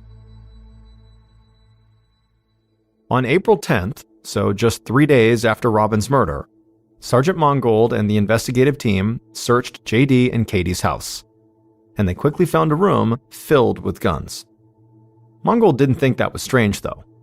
Amarillo, Texas was home to a lot of avid hunters, and most of the weapons in this room were hunting rifles. But one gun immediately caught the detective's eye. Sitting in an open case was a Sig Sauer .22 caliber pistol. Now, Robin had been shot with a .22. But that was not actually the only thing that made this gun stand out. This gun had hot pink plastic accents on part of the grip and the barrel. And when Mongold leaned down to get a better look, he noticed that part of the pink plastic on the grip was cracked, and that small pieces of the plastic appeared to be missing. And so right away, Mongold assumed that those small pieces of pink plastic that were missing must have wound up embedded in the back windshield of Robin's SUV. Investigators quickly found out that the gun was registered to Katie, and they even found photos she had posted on social media of her holding that gun. And later that day, when police searched Katie's text messages, they found something just as damning. In the 4 days leading up to the murder, Katie had sent 336 text messages to JD, threatening to ruin him and Robin. And the final text message, number 336, which Katie had sent to JD about an hour before Robin had left her parents' house and driven out to Helium Road, said, "You started this, whether you want to believe it or not. I will finish it." The Randall County Sheriff's Department and the District Attorney's Office moved fast. On April 11th, 4 days after Robin's murder, they arrested Katie. However, before the case could go to trial, the DA wanted either a confession or clear evidence that demonstrated Katie had been driving on Helium Road on the night of the murder. Katie refused to confess. She just repeated her story that she had been with her son at a friend's house and then gone home at around 10 p.m. that night. Now, Katie's cell phone had pinged off a tower near the murder site at the time Robin was most likely killed, but that tower also would have pinged if she was driving from her friend's house to her house, so it was not the definitive evidence the DA was looking for. The search for some elusive piece of evidence that would ensure a guilty verdict began to frustrate the police. After all, Sergeant Mongold and his team had Katie's gun and her threatening text messages to JD, and they knew Katie had once slammed Robin into a fireplace. But Mongold and his team's hands were tied, because the DA's office had taken over the investigation. The DA's office wound up re-interviewing people connected to the case and also scouring surveillance footage from locations just outside of town to see if they could spot Katie's car pulling onto Helium Road. But none of this led to anything new, and the investigation dragged on for months. And so the DA began to worry that he would never find this piece of evidence that would definitively win over a jury. But on a day in July of 2015, over 15 months after Robin's murder, a woman who worked for the DA rushed into his office, and she had a very excited look on her face. She told the DA that she'd seen a story on the news about how certain cell phones left a clear digital footprint when they were connected to Wi-Fi. Essentially, police could use this Wi-Fi data to track exactly where a phone had been, which was far more information than a cell phone tower could provide. When the DA heard this, his face lit up. He'd never heard about this type of search. So he gathered his team, and they immediately got in contact with the phone and internet companies, and soon they were able to trace Katie's exact path on the night of the murder. This was exactly the kind of evidence the DA had been looking for. And not long after that, the DA got another big break when he was contacted by Robin Spielbauer's mom. She told him that she had just gotten this very bizarre phone call that she knew would help his investigation. And the information Robin's mom provided, along with the newly collected Wi-Fi data, finally solidified the case. That night, the killer drove their truck through town, trailing just far enough behind Robin so as not to be spotted. The city lights slowly disappeared behind them as the killer followed Robin out onto a dark dirt road. And after a few more minutes of driving, the killer saw Robin pull over and park. And so the killer slowed down as well and parked right behind her. Once they were stopped, the killer put on a pair of gloves, grabbed a gun from the passenger seat, and then stepped outside, leaving their headlights on. The killer calmly walked towards the SUV, raised their gun, and slammed it against Robin's back windshield.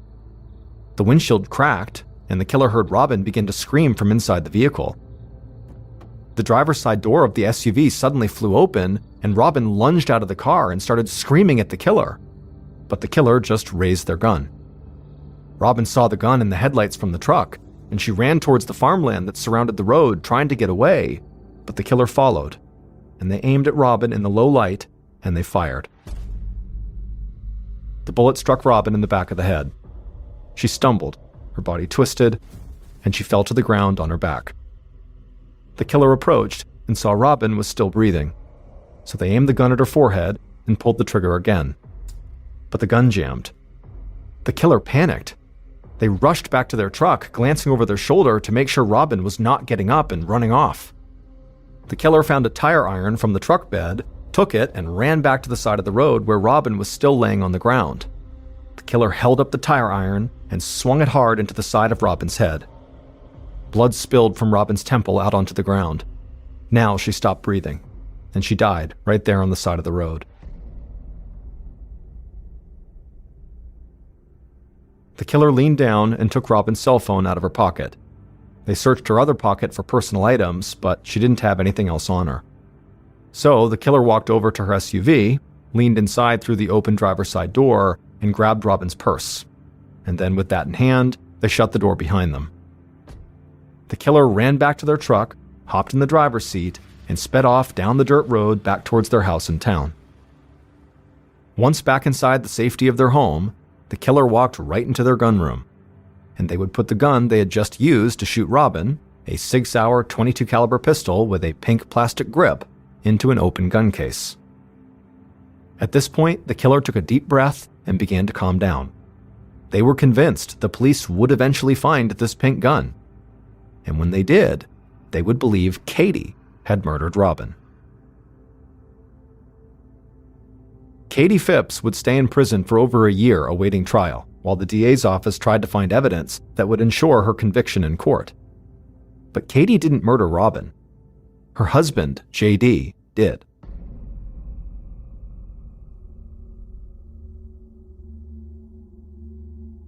It would turn out that Katie's suspicions about JD and Robin had been correct. JD, who had cheated on Robin with Katie, had now begun cheating on Katie with Robin. But JD knew Katie had caught on, and the whole thing had now turned into a total mess. He wanted both women out of his life, so he murdered his ex-wife and framed his current wife for the crime. On the night of the murder, the way JD had lured Robin to Helium Road was he had been texting back and forth with her to set up a meeting on that secluded road. That way they could carry on their affair without being seen. Police had considered JD a suspect, but the bulk of the evidence they found seemed to point to his wife Katie. She had sent hundreds of threatening text messages, had physically assaulted Robin, and had claimed she was going to, quote, finish what JD had inadvertently started. And when tests were run on Katie's gun, the pink plastic from the weapon matched the pink plastic police had found embedded in Robin's back windshield. And so, after only a 4-day investigation, police had arrested and jailed Katie. But over a year later, as investigators and the DA tried to shore up their case before going to court, new evidence came to light. Katie's phone had not been connected to Wi-Fi on the night of her murder. However, her son's phone had.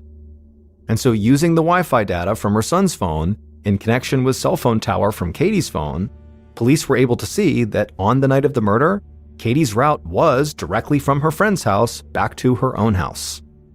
At that point, they realized Katie had been telling the truth. She did not kill Robin. Also, investigators came to believe that many of Katie's threatening text messages to JD might have been about divorcing him and exposing his affair, not about harming Robin. So with this new evidence, police released Katie from jail, and the DA admitted he had rushed to judgment about her guilt. Once Katie was out, investigators quickly turned their attention to JD. And one of the first things they discovered was that JD's stories about suffering from PTSD were a complete lie. Because JD had never served in the military. It was just something he lied about to impress women. And so the fact he had successfully carried out this lie for years and had even convinced police it was true helped lead the investigators to believe that JD was much craftier than they had given him credit for. They came to assume that everything he'd told them during the investigation was potentially a lie, and that he had the personality and the mental capacity to frame someone else for murder. And then finally, when investigators really began to move in on JD, Robin's mom contacted the DA about this bizarre phone call she got. She said that JD had called her and asked her to lend him a significant amount of money so that he could take his daughters on a trip to New York ASAP. With everything else investigators had learned, they saw this as a huge red flag. They believed the reason JD was trying to go to New York was actually just to make a run for the Canadian border. So they arrested JD before he could leave town, and they charged him with the murder of his ex-wife Robin. JD was found guilty of murder and sentenced to life in prison. He'll have a chance for parole in 2046. Despite the conviction, some members of the sheriff's department continued to believe that Katie had played a role in this crime. But once she was released from jail, Katie was never arrested or charged again in connection with Robin's murder. On February 24, 2017, 28-year-old Shannon Graves sat on the couch watching TV with her boyfriend in her apartment in Youngstown, Ohio. Shannon changed the channel, and right away she could see that her boyfriend, who was a man in his early 30s named Arturo Novoa, looked annoyed by what she wanted to watch, so she flipped the channel to something else. Then Shannon glanced over at Arturo, but he still looked annoyed. Shannon sighed, trying her best to keep her cool. It was not that long ago that sitting on the couch with Arturo would have made for a relaxing evening at home. But now, every time the two were around each other, they just seemed to argue about everything, even meaningless stuff like what to watch on TV. Shannon put the remote down and then leaned back on the couch and didn't say anything. She hoped that maybe if she just sat there in silence, they could avoid a fight. But in reality, Shannon knew that this TV show she chose, or whatever little thing they ended up arguing about next, was actually just a symptom of a much bigger problem. Her and Arturo's relationship was clearly falling apart. The two of them met almost a year earlier at the club where Shannon had been working nights as a dancer while she went to classes during the day to earn her cosmetology degree. And despite their obvious differences, at first they had gotten along great. Shannon was outgoing and always seemed to be on the move, while Arturo was quiet and more reserved. But they thought their differences actually complemented each other really well. So, after dating for only a few months, Shannon and Arturo moved into an apartment together. And that's when things started to go bad. It was like right away, they just both stopped trusting each other.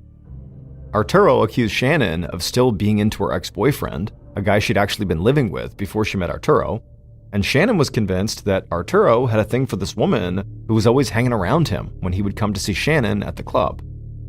But whether or not those things were true, Shannon knew her issues with the relationship ran deeper than just thinking Arturo might like some other girl. Shannon had always been someone who loved change. She just never wanted to feel stuck. And so to avoid that feeling, she would often do things like dye her long black hair green and blue, or she'd take much bigger steps like she would occasionally just leave town for weeks at a time to go on an adventure by herself without telling anyone where she was. But living with Arturo had definitely made Shannon feel stuck. And over the last few months, that feeling had really worn her down. Back in the apartment, Shannon eventually just stood up from the couch and began to walk out of the room.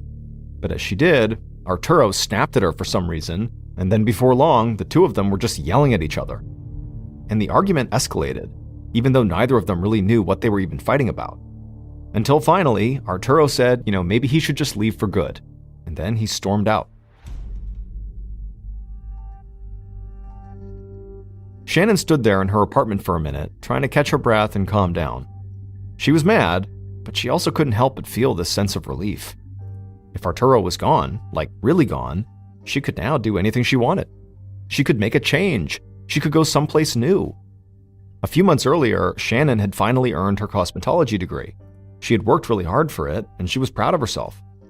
Some people had been surprised because they thought getting a degree sort of went against Shannon's need for constant change, but Shannon saw things differently. Her degree could open doors and give her a chance to work as a cosmetologist in different cities. Or maybe she could even become a highly sought-after makeup artist who would get to travel all over the world. But Arturo had never really supported her dreams, so she had kind of given up on them. Now, she could start putting her degree and her talents to work, and she would not have to do that in Youngstown, Ohio. And just thinking about the possibilities for the future got her really excited. Shannon walked to the bathroom, got undressed, and turned on the shower. In her mind, she would wash off all the bad stuff that had happened recently, and it would be like the first small step towards a fresh start.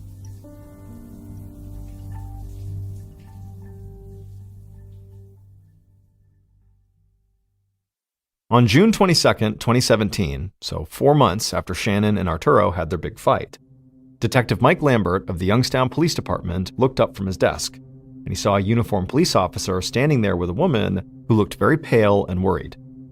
Detective Lambert asked how he could help. The woman said her name was Debbie DePaul, and she needed to file a missing persons report. She said that nobody had seen or talked to her younger half-sister, Shannon Graves, in 4 months. A confused look came across Lambert's face, and for a second he thought he must have misheard her. And so he asked her again, how long has it been since anybody talked to your half-sister? And Debbie repeated herself and said again it had been 4 months. This blew Lambert away.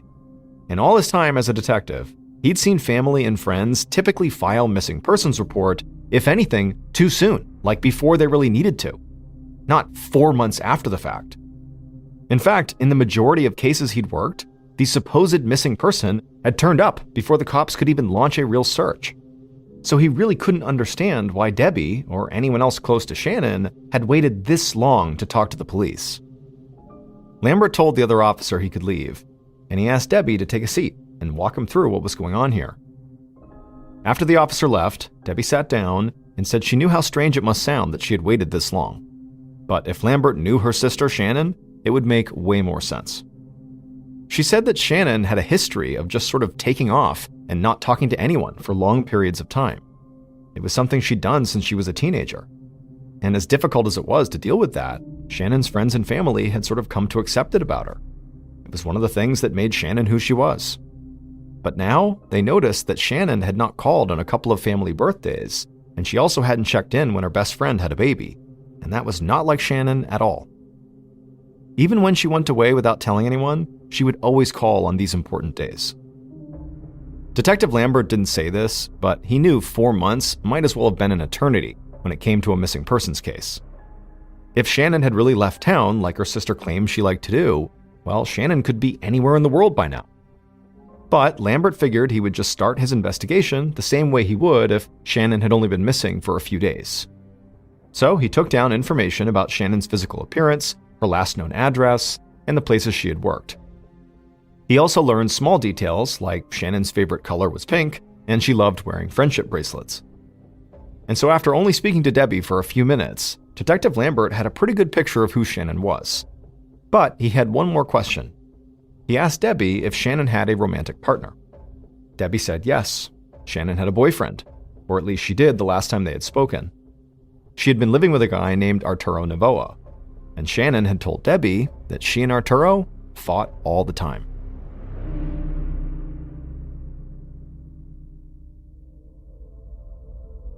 The following day, Detective Lambert sat down with Arturo in a small interview room at the station. Lambert had looked into Arturo the night before. He knew Arturo had a couple of minor run-ins with the police, but nothing big, and he had no record of violent crimes or anything like that. So Lambert really just hoped that Arturo knew where Shannon was, or at least had heard from her over the past 4 months, and also, if he hadn't, he hoped to get a good idea of what Arturo and Shannon's relationship had been like. But when Lambert asked Arturo when he'd last seen or talked to Shannon, Arturo seemed surprised by the question. He said he'd already told all this to Shannon's family when they'd called him like a month or so earlier. He said he and Shannon had broken up back in February. He admitted that things ended pretty badly, so they had not spoken to each other since. The last he'd heard, Shannon was living with some guy in Cleveland, which was over an hour away from Youngstown. Arturo didn't know the name of the man that Shannon was supposedly living with, so he really couldn't provide much more color than he already had. And so Lambert wrapped up their conversation soon after that, and then he reached out to Shannon's sister, Debbie, to see if she knew of any men, other than Arturo, that Shannon could possibly be with. Debbie said before Shannon had started dating Arturo, she'd been in a serious relationship with a man named John Scarata. Just hearing that name shocked Lambert, and it caused him to immediately begin planning his next move, because he knew John Scarata all too well. John had a substantial criminal history. In fact, he had done time in prison on drug charges, and Lambert knew that John had gotten out of prison right around the last time anyone had seen Shannon. After speaking to Debbie, Detective Lambert got to work right away tracking down John, and it would turn out he was not in Cleveland. He was in Youngstown, trying to get his life together after getting out of prison. The following day, when John Scarata walked into the interview room at the station, he greeted Detective Lambert like they were old friends.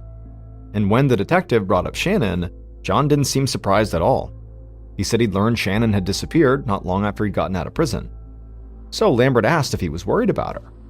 And John, in response to this, did something that Lambert did not see coming at all. John leaned forward in his chair and said yes, he was really worried. In fact, he was so worried, he'd started his own investigation. Lambert was so caught off guard by this that he didn't really know how to react. What did John mean he was doing his own investigation? But just then, John grabbed his phone out of his pocket, pulled up his photos, and showed them to Lambert. and Lambert saw multiple pictures of different cars that had been parked right outside of Shannon's apartment over the past few months. John had staked out the place, looking for Shannon or for anything or anyone that seemed out of the ordinary. Lambert felt a little conflicted. He believed if something bad had happened to Shannon, John had to be a major suspect here. But he couldn't deny that he did want to track down all of these cars John had photographed at Shannon's apartment. So ultimately, Lambert did get the license plate numbers of all the cars, and he told John to stop staking out Shannon's place and to just let the police do their jobs. John said he totally understood. He just wanted to find Shannon and make sure she was okay. Detective Lambert knew John had connections to the criminal world of Youngstown, Ohio, so there really was a chance that John thought he was the best person to find Shannon, a woman he claimed to still be in love with. But there was also a chance that John was just trying to send the police on some kind of wild goose chase to keep them off of his trail, because maybe he had something to do with what happened to Shannon. So, in the days following their meeting, Lambert and his team tried to get a clear picture of everywhere John had been since he'd gotten out of prison, and if he'd had any communication with Shannon near the time she'd supposedly disappeared. Police also questioned Shannon's friends, her family, and her coworkers at the nightclub, and they also followed up on all those cars John had photographed. But for Shannon's half-sister Debbie, the police were not moving fast enough. She now believed that she and her family had waited way too long to get the cops involved, and so she felt like she had to do something to make up for that.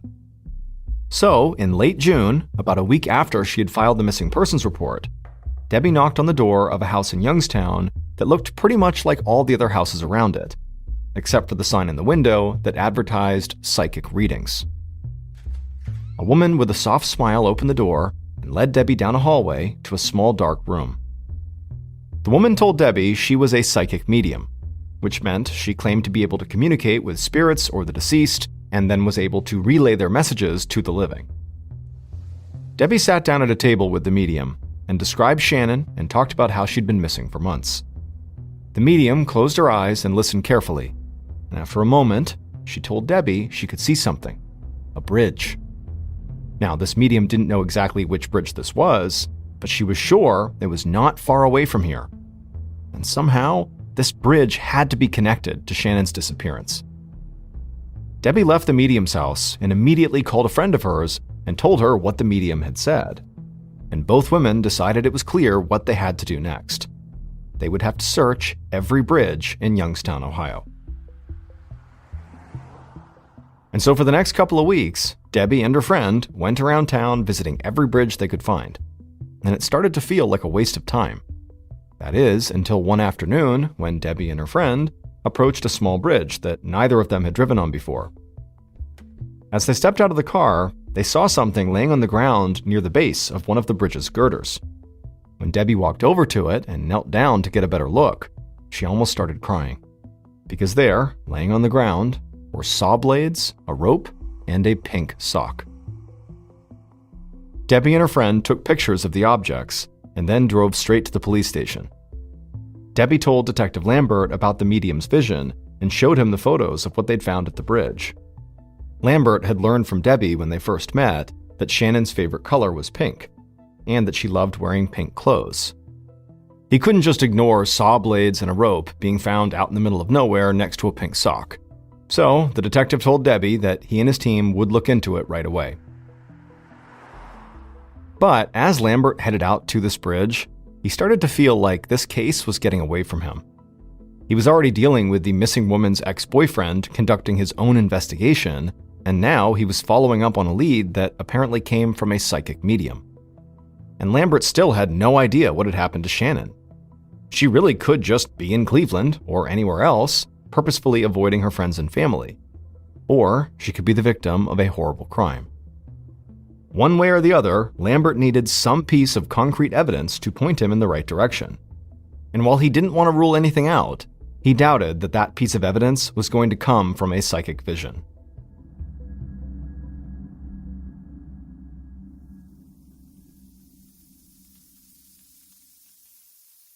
About a month later, on the afternoon of July 29th, a woman was making Italian food at her house in a small town just a few miles from Youngstown. As she cooked, she looked down at the food she was making and suddenly she got mad at herself. She realized she didn't have enough meat to make the meatballs she was planning to serve with this meal. She thought about taking a quick trip to the grocery store, but then she remembered something. So she called out to her husband in the next room and told him to keep an eye on the stove. She left the kitchen and walked down a set of old wooden steps into the basement. She passed by their washer and dryer and walked over to a white, rectangle-shaped chest freezer that was standing up against the wall. Now, this woman knew there was meat inside this freezer, and she could use it to make her meatballs. But there was a problem. The freezer had a padlock on it. But the woman was undeterred. She grabbed a nearby screwdriver off a work table and used it to pry the entire metal latch that the lock was connected to off the freezer. And so now, with the freezer unlocked, the woman opened it up, and immediately she began to scream.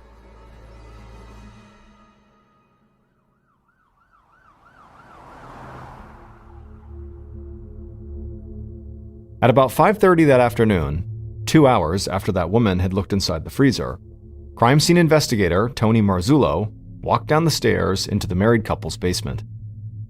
Marzullo worked out of Youngstown, but he helped in the surrounding smaller towns when he was needed. And today, he'd gotten one of the strangest calls he'd ever received from police dispatch in one of those smaller towns. Marzullo put on his gloves and approached the freezer. The freezer door was still open, and he could see inside of the freezer was an orange plastic bucket with trash bags sticking out of it. Marzullo got closer and leaned over the freezer and looked inside of that bucket. And the instant he did, he reflexively put his hand over his mouth and tried to collect himself. Even the call from dispatch had not prepared him for this. Because in the bucket, Marzullo was looking at the top half of a frozen, severed human head. Marzullo looked down deeper into the freezer, and he saw the entire thing was basically filled with trash bags. And as he pulled out each of these bags and looked inside of them, he found human legs, human arms, and human hands. Marzullo had no idea who the victim was, but instinctively, he grabbed his phone and called Detective Lambert.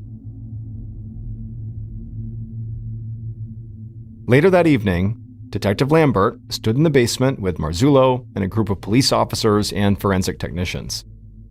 Like Lambert had expected, the psychic vision and the objects found at that bridge had not given him any new leads in Shannon's case, and neither had any of the interviews Lambert had conducted to this point. Basically, the case had stalled. He had no idea where Shannon was or what happened to her. But now, as he stood over the freezer, he had a sinking feeling that the body he was looking at could be hers. Now, they would need to run some tests to officially identify the body, but Marzullo was very confident they could do that quickly. Forensic techs would allow the severed hands they'd found to defrost. Then they would use a saline solution to rehydrate the fingers on those hands, which would allow them to pull clean fingerprints. While Lambert waited for those results, he interviewed the married couple who lived at the house to try to figure out how a dismembered body had wound up in their basement. The couple proved to be extremely cooperative. They said that freezer was not theirs. A friend had asked to store it in their house because the electricity in his house had been cut off, and he didn't want the meat in the freezer to go bad. When their friend had brought it over, they did think it was odd that the freezer had a padlock on it, but they'd assumed the freezer door just didn't stay shut on its own, so their friend must have locked it just to make sure the meat inside stayed frozen. The woman went on to tell Lambert that the only reason she had broken into the freezer is because she really wanted to make meatballs. Lambert thought the story was definitely strange, but none of it sounded untrue. So he asked who was this friend who gave them the freezer.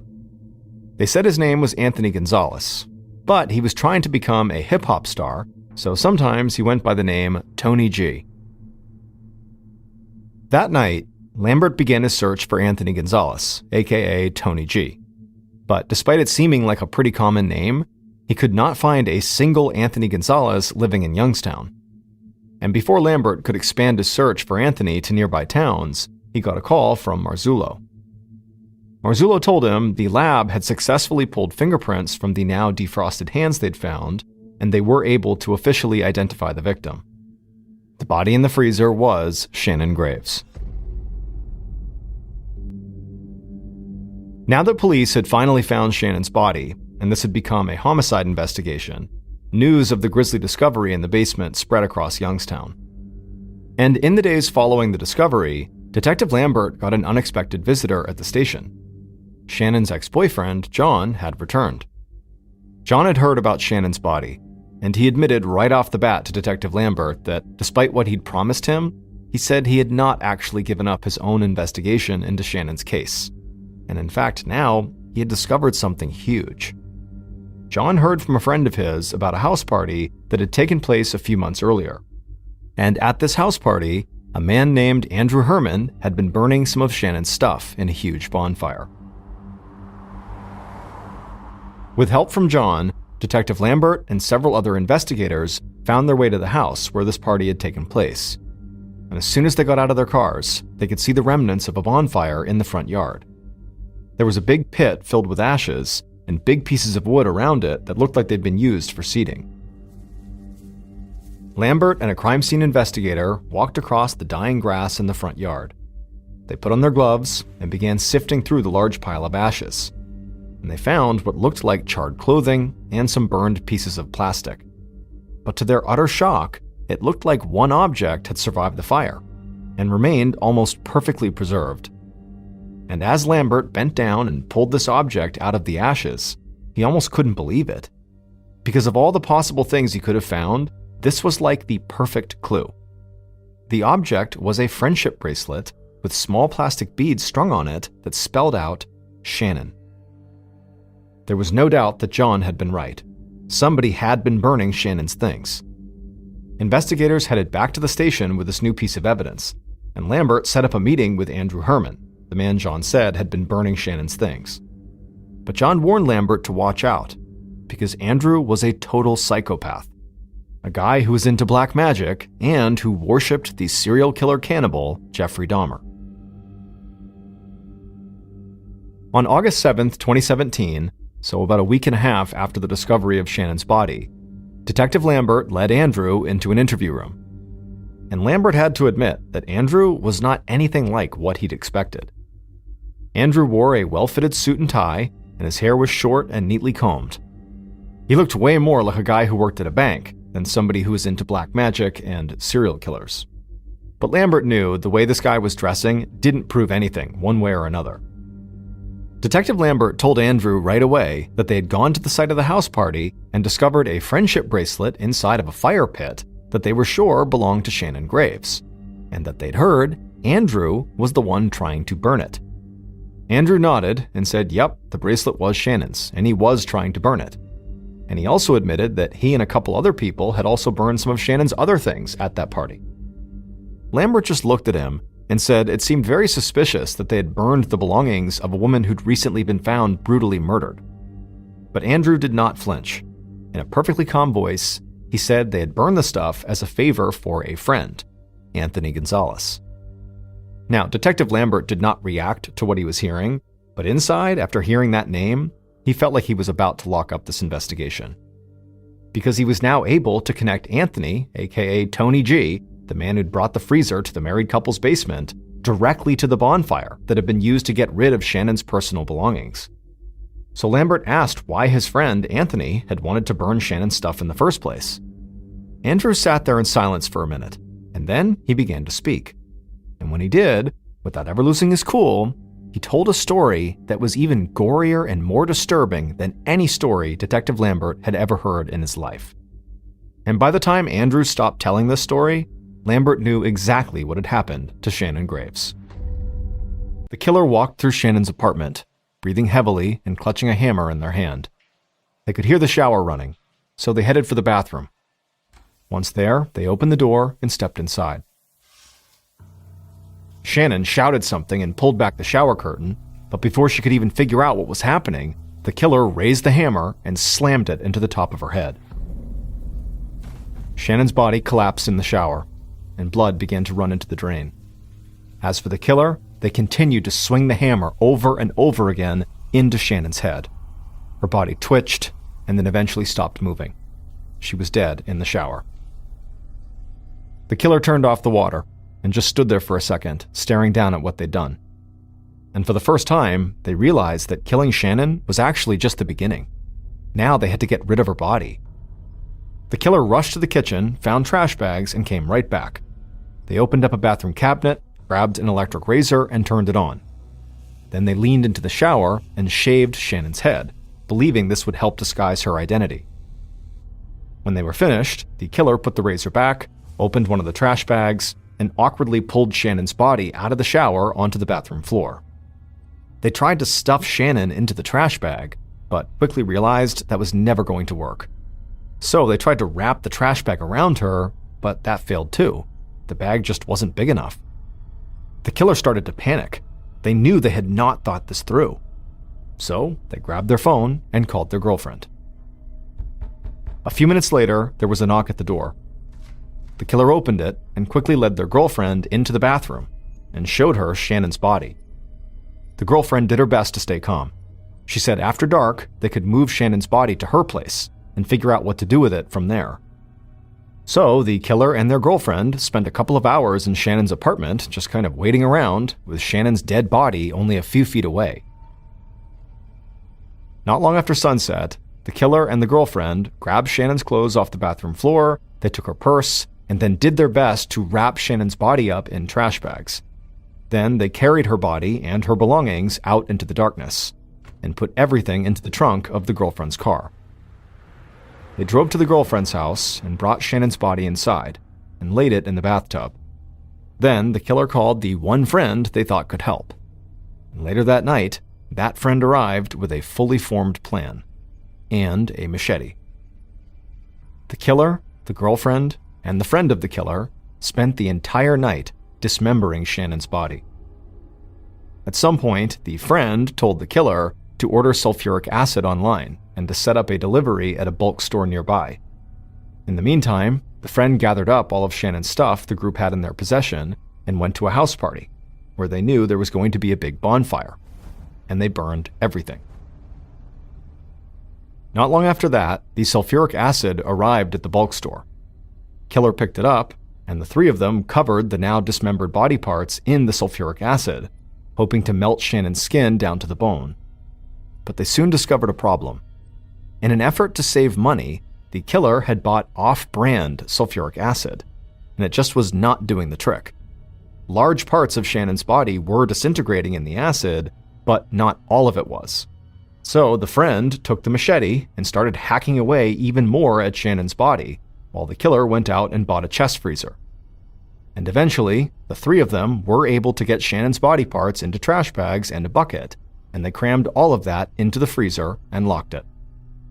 And at that point, the killer's friend, who made a point of studying serial killers, believed they had completely covered their tracks.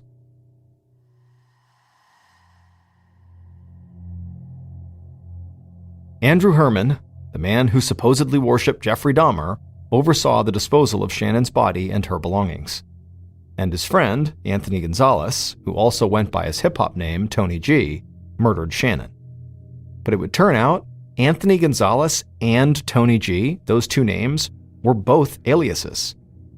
Anthony, aka Tony G, was actually Shannon's boyfriend, Arturo Novoa. On the night that he and Shannon had fought and he stormed out, Arturo did not leave for good. Instead, he came back, grabbed a hammer, and killed Shannon. But Arturo had not thought the murder through. So after it was done, he called his other girlfriend, the woman who Shannon had seen him hanging around with at the nightclub, for help. This girlfriend, who knew Arturo by his alias, Anthony Gonzalez, was very devoted to him and was willing to do whatever it took to protect him, which is why she was willing to help dispose of Shannon's body. Police had considered Arturo a suspect, and when they interviewed him after the missing persons report was filed, Arturo worried they would start closing in.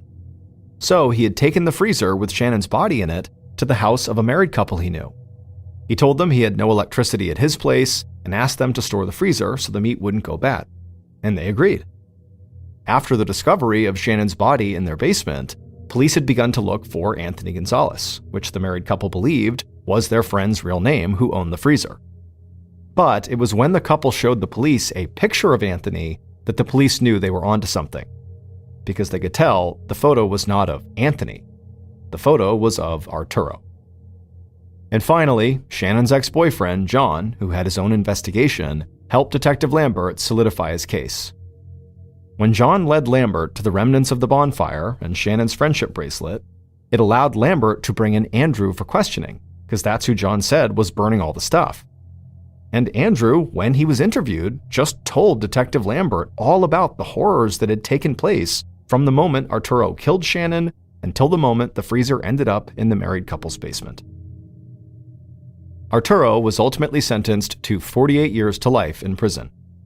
His girlfriend was sentenced to 18 years for her role in the crime, and Andrew was sentenced to 12 years. The next and final story of today's episode is called Big Footprint. In early July of 1953, Mr. and Mrs. Huggin, along with their 3 young daughters, left their home in Winnipeg, Canada, for a 6-week summer vacation.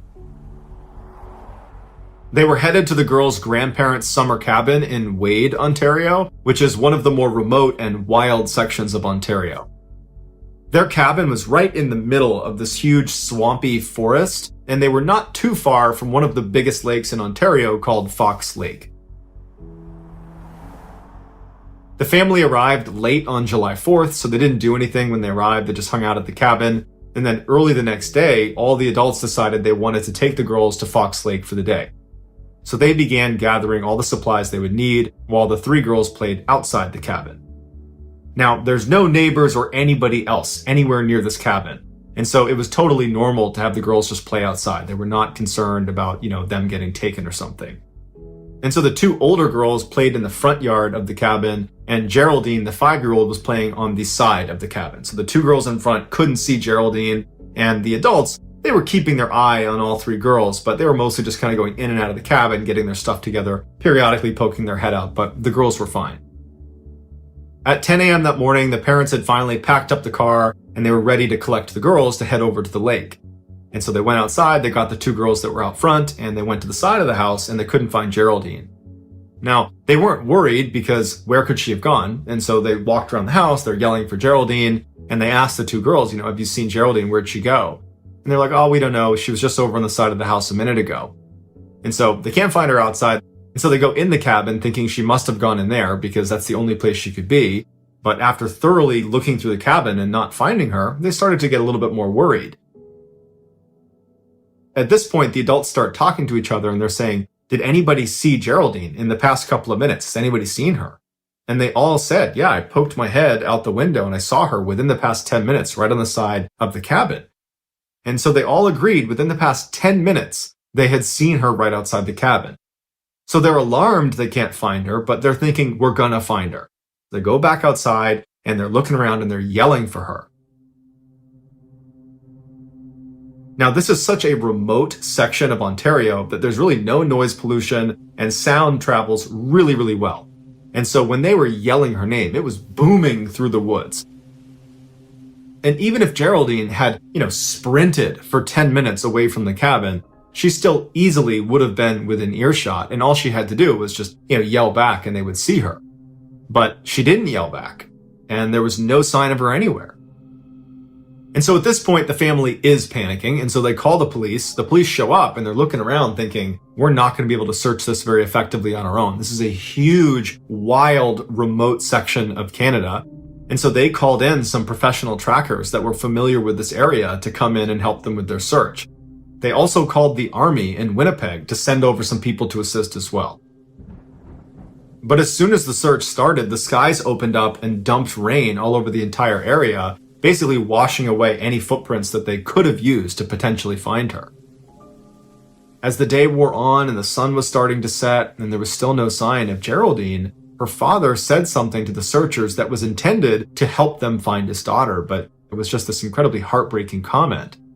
And what he told them was his daughter was afraid of the dark, and that once it got dark out in the woods here, she's just going to sit down and cry. And so that will stop her from moving farther away from us, hopefully, and we should be able to find her. But they didn't. And for 3 days, they looked everywhere for her, and there was no trace of her. And to make matters even worse is the weather had been really rainy and cold, not below freezing temperatures, but close, like in the 40-degree Fahrenheit range. And she just had a light shirt and shorts on. She was not prepared for the weather. On the evening of the third day, they found footprints that they believed to be Geraldine's high up on this ledge in some moss overlooking Fox Lake. And the footprints indicated that this child, which was probably Geraldine, was looking out over the lake and then turned around and walked away from the ledge down into the swamp where her footprints dissipate. And so the search effort was pushed to this swamp, and they have thousands of people that are combing through this mosquito-infested bush to look for this girl, and once again, there's nothing. Then, on the 7th day of the search, they find another set of footprints in the swamp around the area where they were looking for Geraldine. But it wasn't Geraldine's footprints because they were these huge prints, that if it was a human print, they would need to be an enormous human being. Or these prints belonged to some enormous animal, but they were unable to determine what animal it was. At this point, although there's not really any real evidence connecting that print to Geraldine, people are starting to suspect that whoever left this print or whatever left this print has something to do with whatever happened to Geraldine. 2 days later, so 9 days after Geraldine has gone missing, some of the professional trackers were 2.5 miles away from where that large print was found in that swamp and where Geraldine's footprints were found up on that ledge. They found a piece of her plaid shirt 2.5 miles away on the eastern shore of another lake called Long Lake. And so they pushed the search effort over to that section of Long Lake, and within 24 hours they would find Geraldine's remains.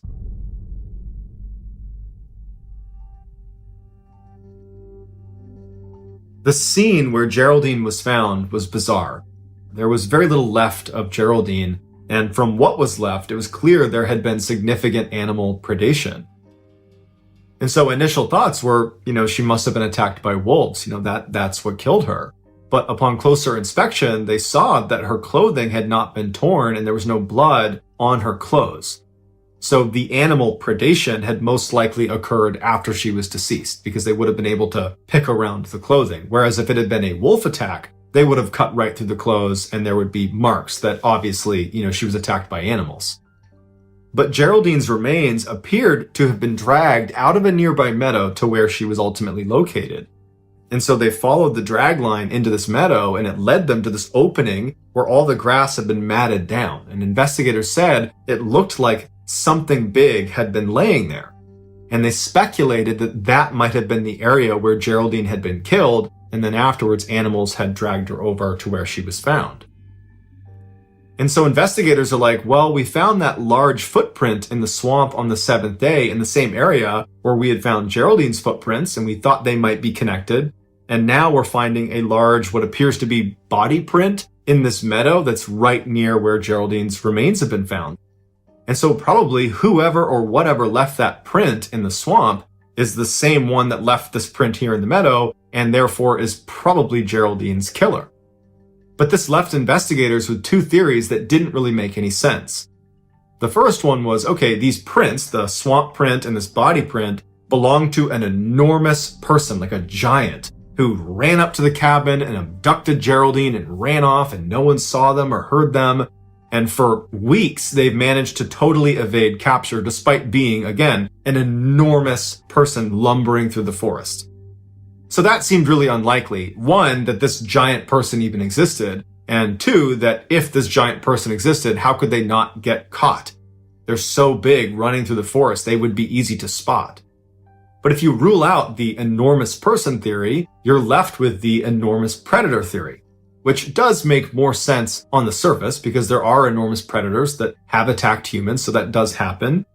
But when they looked at her remains, they ruled out a wolf attack, and really, they ruled out animal attacks. But if this is an enormous predator, how did it kill Geraldine? The family was told that unfortunately, because there wasn't enough left of her, they weren't able to determine a cause of death. And so their best guess is she was probably mauled by wild animals, but they would even level with the family and say, honestly, we don't know what did this. By the beginning of 2016, everybody who lived in apartment building number 12 on Shanxi Road in the big Chinese city of Xi'an knew to stay away from the woman who lived at the end of the hall on the 15th floor. Now, they didn't know much about this woman, but what they did know about her was totally bizarre and kind of alarming. The woman, whose family name was Wu, but nobody actually knew this woman's individual name, was 43 years old and she lived alone.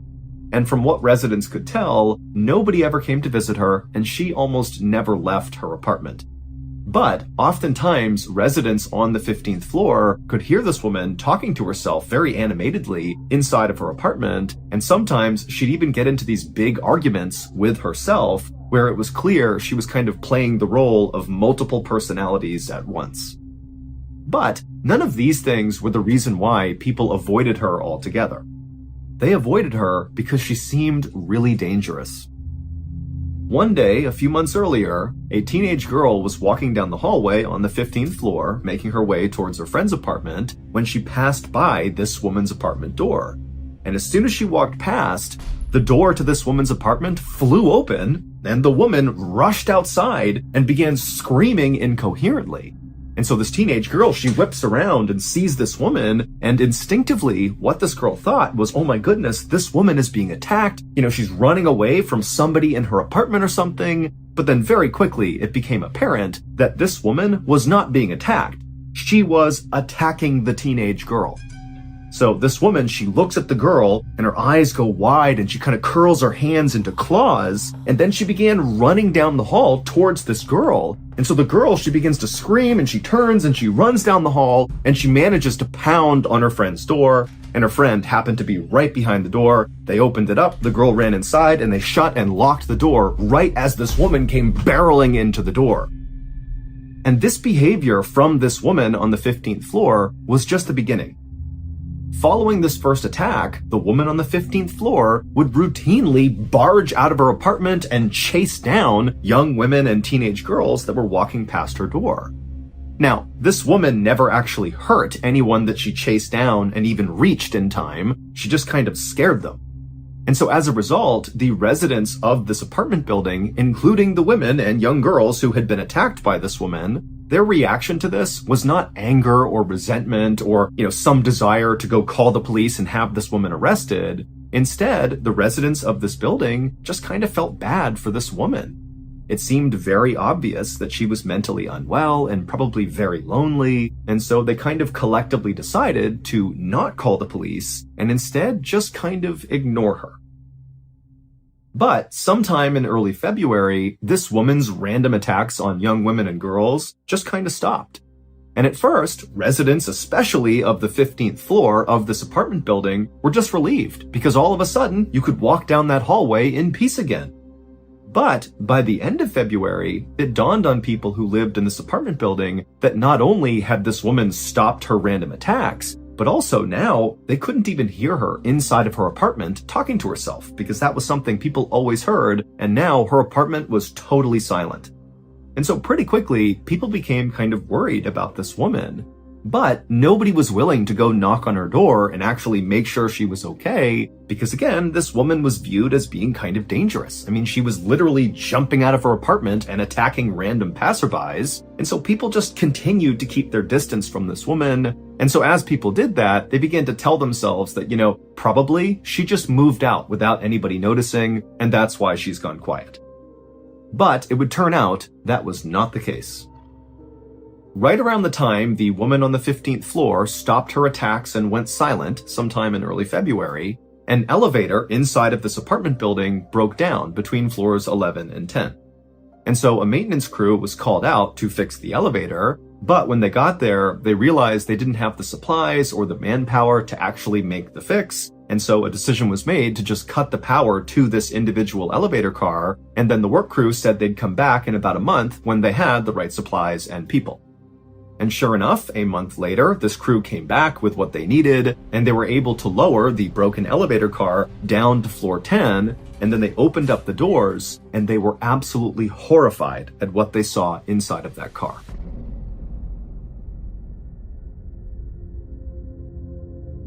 It's believed that shortly after this woman on the 15th floor had one of her outbreaks and chased someone down the hall, she got into the elevator and began traveling down.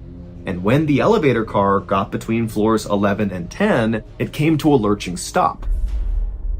But for some reason, when this happened, The woman did nothing. She didn't yell for help, she didn't scream, she didn't pound on the doors, she didn't press any buttons. She just sat in the elevator car in absolute silence. And so eventually it was discovered that one of the elevator cars in this apartment building was broken, not because the woman had called out, but probably because someone had tried to hail the elevator and it didn't come down.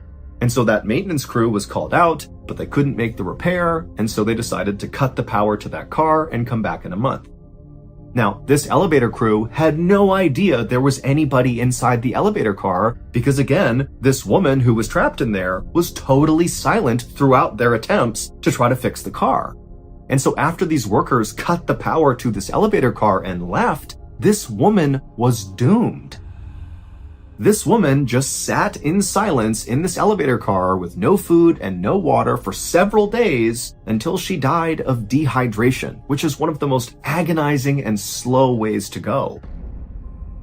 Now, at some point, this woman did attempt to free herself because there were scratch marks inside the elevator indicating that she had tried to claw her way out, and her hands were totally mutilated, suggesting she really had been clawing pretty hard, but that was the only time she tried to save herself.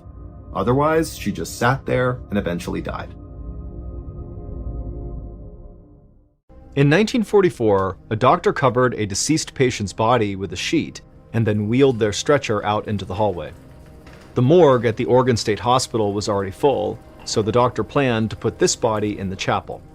But when he pushed open the chapel doors, there were already so many stretchers with dead patients with sheets on them inside that there was no room for this patient. The doctor closed the chapel's heavy wooden doors and just stood there, his mind racing. More than 400 patients had fallen violently ill in the past 12 hours, and dozens had died. The doctor had no idea what the cause was, and if he couldn't figure it out, he knew more bodies would be joining the ones already lining the inside of the chapel.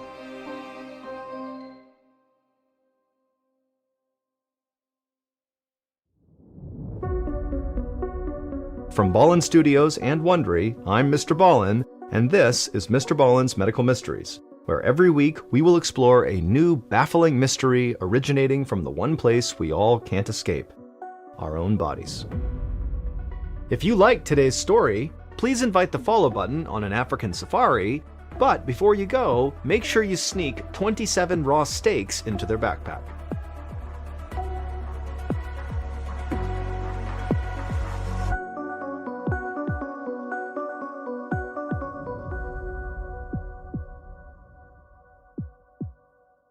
This week's story is called Blood Feast.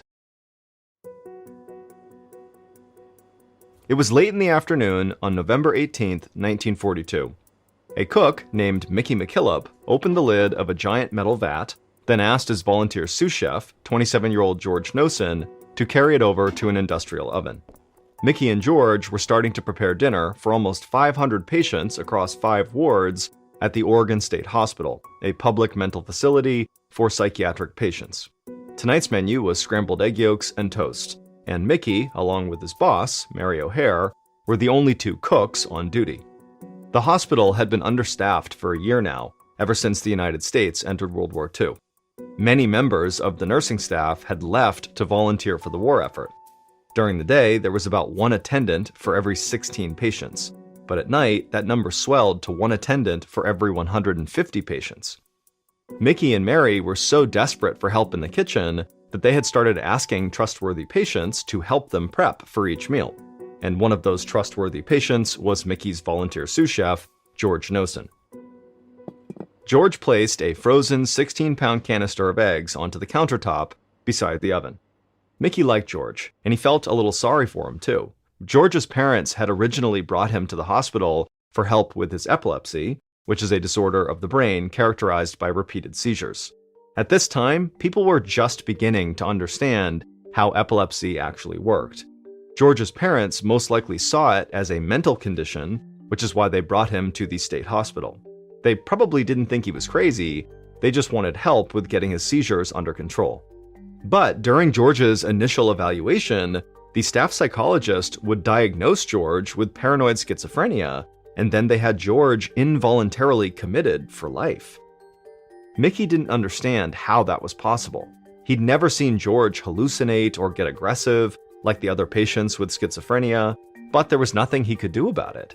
And if he was being honest with himself, he was glad to have someone so mild-mannered and easygoing to help him in the kitchen. Mickey yanked the lid off the canister that George had just set down, revealing hundreds of thawing egg yolks. These days, a lot of the hospital's food supply came from federal surplus deliveries, since the government was rationing food to help the war effort. The egg whites were used in food that was sent overseas, and hospitals stateside got the leftover yolks. It was time to start cooking, so Mickey dumped out the canister into the metal vat. He repeated the process 2 more times until the stovetop was crowded with thawing eggs. He handed George a cup and asked for water, and then he lit the stovetop so the eggs would warm faster. He let George dump the water into the vat, then the 2 of them started slicing bread loaves. Once they were done, Mickey turned on the oven and laid all the bread slices across the metal grates to be toasted. Then he turned his attention back to the eggs. They were finally thawed, so Mickey asked George to grab some powdered milk. It was the only thing that made the egg yolks creamy enough to scramble. As Mickey stirred the eggs, he sent George to fetch something else, postum powder, a caffeine-free coffee substitute they'd been getting from the government over the past year. Mickey even let George mix the drink himself. He'd never let a patient touch an actual dinner item before, so Mickey took a quick sip just to be safe. The postum tasted like chalk, which meant it was made correctly. He clapped George on the back and told him he'd done a great job.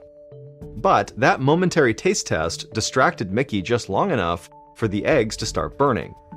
Mickey cussed as he turned off the stovetop, wondering how to fix this. He threw in a palmful of salt and then gave the eggs a stir, and then they looked good as new. When dinner was finally done, Mickey and George portioned the eggs and toast into buffet dishes and then loaded them onto a big cart for delivery at each of the 5 dining halls spread across the hospital's wards. By the time they got to Ward 5, hungry patients lined the hallway outside the cafeteria, urging Mickey and George to please hurry up. Finally, a bell rang and the lines began to move. From behind the buffet table, Mickey watched as the patients ladled scrambled eggs onto their plates. He helped serve them each a piece of toast, and then sent the patients to sit at the long metal tables that ran the length of the dining hall. And as the patients all dug into their food, Mickey heard someone call out that the eggs were too salty. Mickey winced and felt bad because he knew he very well could have oversalted them. And while Mickey was worrying about the eggs, another patient in the room took a long swig of postum and then started to choke. One of the nurses walked over to pat the patient on the back, but instead of swallowing, the patient keeled over and threw up on the nurse's shoes. The nurse shrieked, and Mickey looked over and saw a red streak on the ground. It took him a second to realize that it wasn't vomit, it was blood. The patient then fell backwards onto the floor, and those around him began to scream. The nurse bent over and tried to steady the man, who was now having a seizure on the floor. Mickey ran over to help her, but before he could make it, another patient sent a spray of red blood shooting across the table. Mickey shouted for everyone to stop eating. But his warning came too late. More patients began throwing up blood. Others collapsed onto the floor, writhing in pain. Mickey didn't know what to do, so he just tried to catch patients as they fell. One nurse ran into the hallway and sounded an alarm. Mickey stooped over a patient who was clawing at his own face, saying he couldn't feel it. His lips were swollen and blue. He tried to help the man return to his seat, but the man collapsed back down to the floor and started saying that his legs were paralyzed. Mickey was totally horrified and his hands trembled with fear, and he had no idea what could cause this terrible reaction people were having. Dr. William Lidbeck had just finished dinner when his phone rang at his home on the hospital grounds. When he picked it up, all he heard on the other end was screaming and shouting. Then a panic-stricken nurse got on the line and begged him to run up to the hospital. Patients across 4 of the 5 wards were collapsing, they were vomiting blood, and now losing feeling in their faces and limbs. Dr. Lidbeck dropped his fork, ran out his front door, and tore across the lawn, heading for the side entrance of the main hospital building, 100 yards from his cottage. With every step, the screaming he could hear grew louder. It sounded like every patient inside of the building was in agony. Moments later, the doctor flung the door open and stepped into the hallway, and the scene that greeted him was horrible. The hallway was full of patients sitting on the floor with their backs up against the wall, coughing blood into their laps. One man had been strapped to a gurney in the hallway, spasming wildly, blood running down the front of his shirt. His entire mouth was swollen and drool collected at the side of his lips. A nurse ran into the hallway and beckoned Dr. Lidbeck to come quickly. He followed her through a doorway into the cafeteria, where he saw dozens of patients writhing on the floor. The nurse that Dr. Lidbeck had followed dashed ahead of him. She knelt down beside one of the patients and started spoon-feeding him baking soda. Dr. Lidbeck caught up to her and asked what was going on.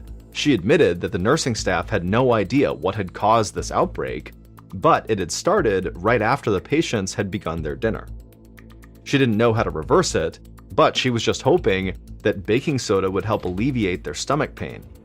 The entire staff was running around in complete panic, trying to manage symptoms.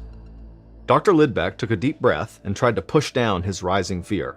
He'd never dealt with sudden illness on such a massive scale, but he knew that he couldn't do anything without the proper equipment. He had to get his medicine bag from his office on the second floor. He instructed the nurse to keep working, then ran out of the cafeteria and down the hallway. He turned the corner into the third ward, where the scene was exactly the same. It was full of patients covered in their own blood, writhing on the floor. Dr. Lidbeck had always prided himself on having a steely stomach, but this felt unbearable to watch. He rushed through the hallway, stepping over sick patients as he went, and ran up the stairs to the second floor. But as he left the stairwell, he stopped dead in his tracks.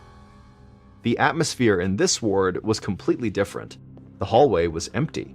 If it weren't for the screams echoing from downstairs, it would almost feel peaceful.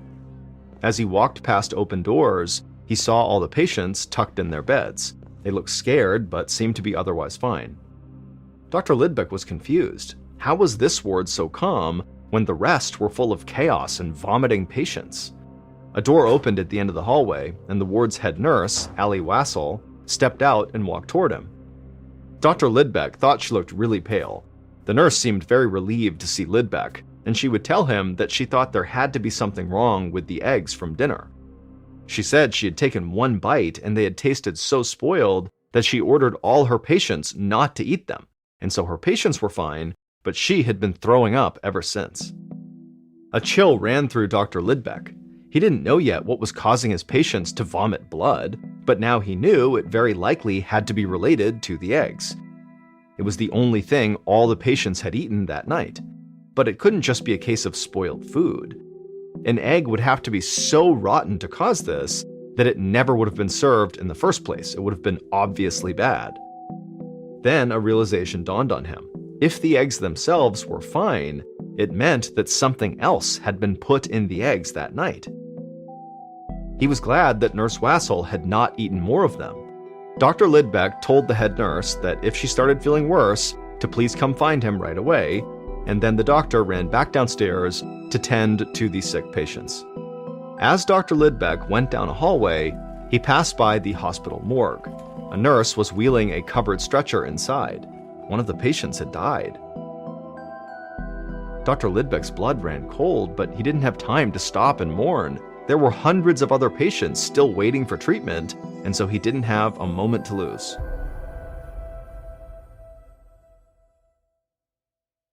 Hey, it's MrBallen. For the first time, my show, Medical Mysteries, has joined forces with Redacted for a special episode. A redacted medical mystery uncovers how routine surgery leads to classified government operations. Listen now on the Medical Mysteries or Redacted feeds, or search A Redacted Medical Mystery wherever you get your podcasts.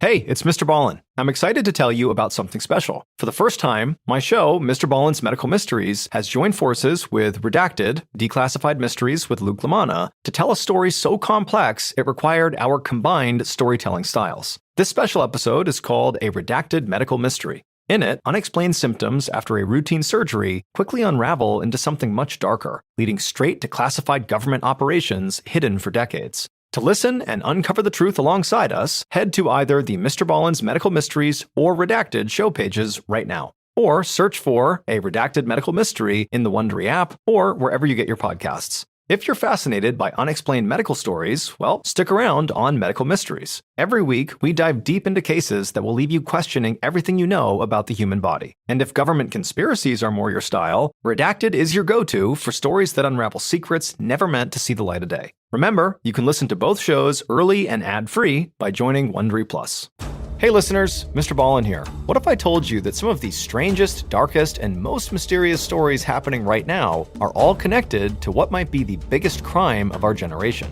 You know I'm always on the hunt for the most chilling and perplexing tales out there. Well, I've discovered a new podcast that uncovers real-world mysteries unfolding right now, much like how another Ballen Studios podcast, Redacted Declassified Mysteries, brings hidden government secrets to light. And it's called Lawless Planet. Host Zach Goldbaum reveals how shocking tales of murder, cover-ups, and mysterious deaths are all part of something bigger: the systematic destruction of our planet. From activists who vanish in the Amazon to whistleblowers uncovering billion-dollar environmental crimes, these aren't just stories about the environment. They're real-life thrillers about people caught between powerful forces willing to kill to keep their secrets buried. Follow Lawless Planet on the Wondery app or wherever you get your podcasts. You can listen to new episodes of Lawless Planet early and ad-free right now by joining Wondery Plus. Hey listeners, big news for true crime lovers. You can now enjoy this podcast ad-free on Amazon Music with your Prime membership. Listen to all episodes of my podcasts, MrBallen's Medical Mysteries and MrBallen's Strange, Dark, and Mysterious Stories, along with a huge collection of top true crime podcasts, completely ad-free. No more wading through cliffhangers or dealing with ads, because let's be honest, ads shouldn't be the most nerve-wracking part of true crime. To start your ad-free listening journey, download the Amazon Music app for free or head to amazon.com/ballen. That's amazon.com/BALLEN. Dive into uninterrupted true crime stories today.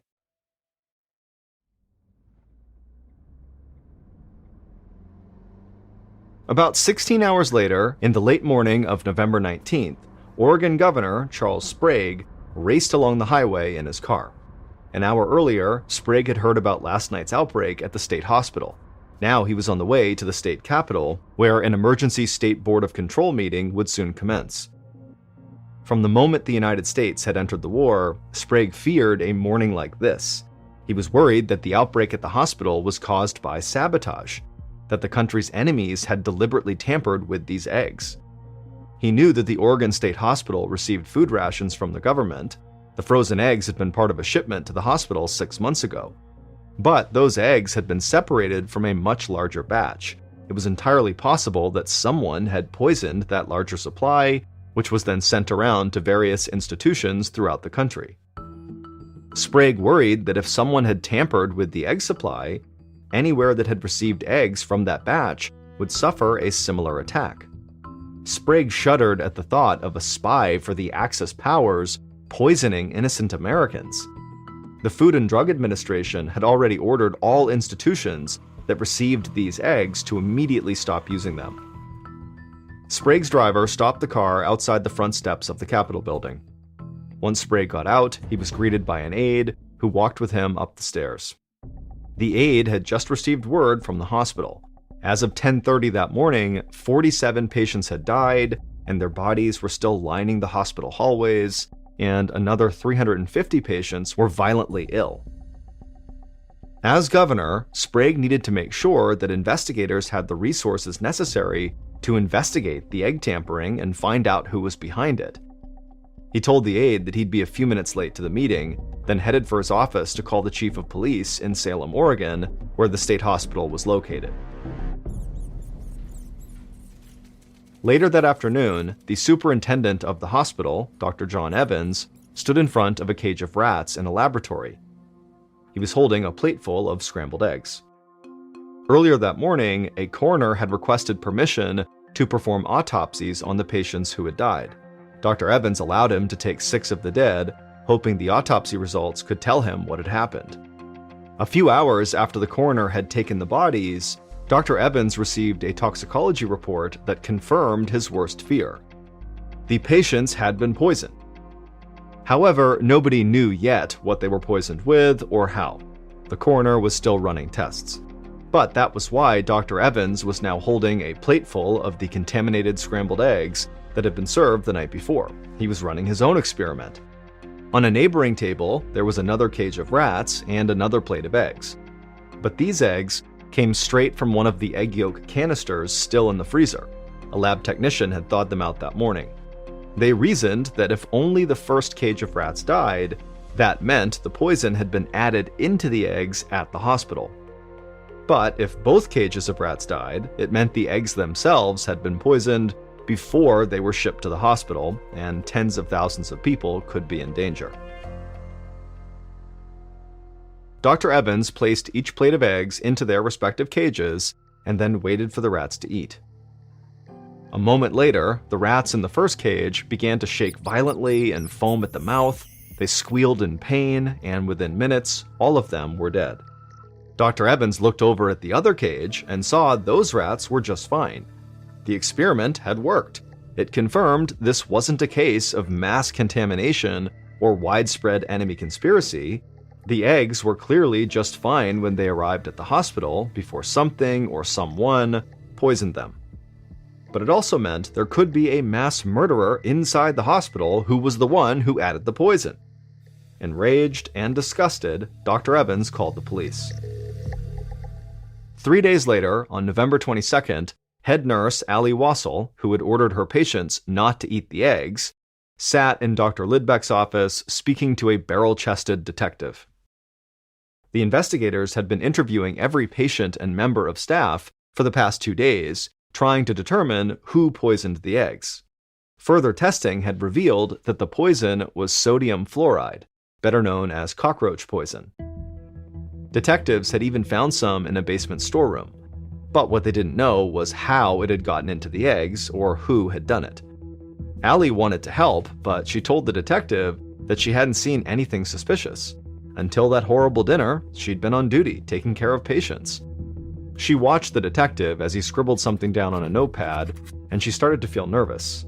Allie assured the detective that the other nurses would confirm her story too. The detective wrote a few more things down and then looked up at Allie and thanked her for her time and told her she was free to go. Allie breathed a sigh of relief and stood up to leave. As she reached the door, the detective told an officer standing outside to bring in the next person to be interviewed, assistant cook Mickey McKillop. Allie passed Mickey as she was walking down the hallway. He was waiting in a chair outside the office, bouncing his leg up and down. Allie couldn't help but think that he looked anxious, or like a man who was hiding something. By late that same evening, Mickey McKillop had been in Dr. Lidbeck's office for hours. The detective had asked him the same few questions over and over, pressing him about the way the kitchens were run.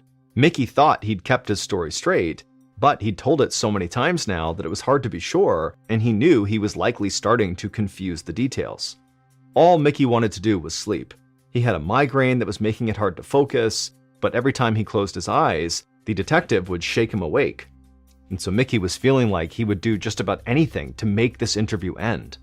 It was obvious the police were suspicious of him, and Mickey knew they would not give up until he, Mickey, told the police what they needed to know. So Mickey decided it was time to come clean. Mickey sat up in the stiff wooden chair, and while avoiding eye contact with the detective, Mickey would admit that he did know more than he had told them.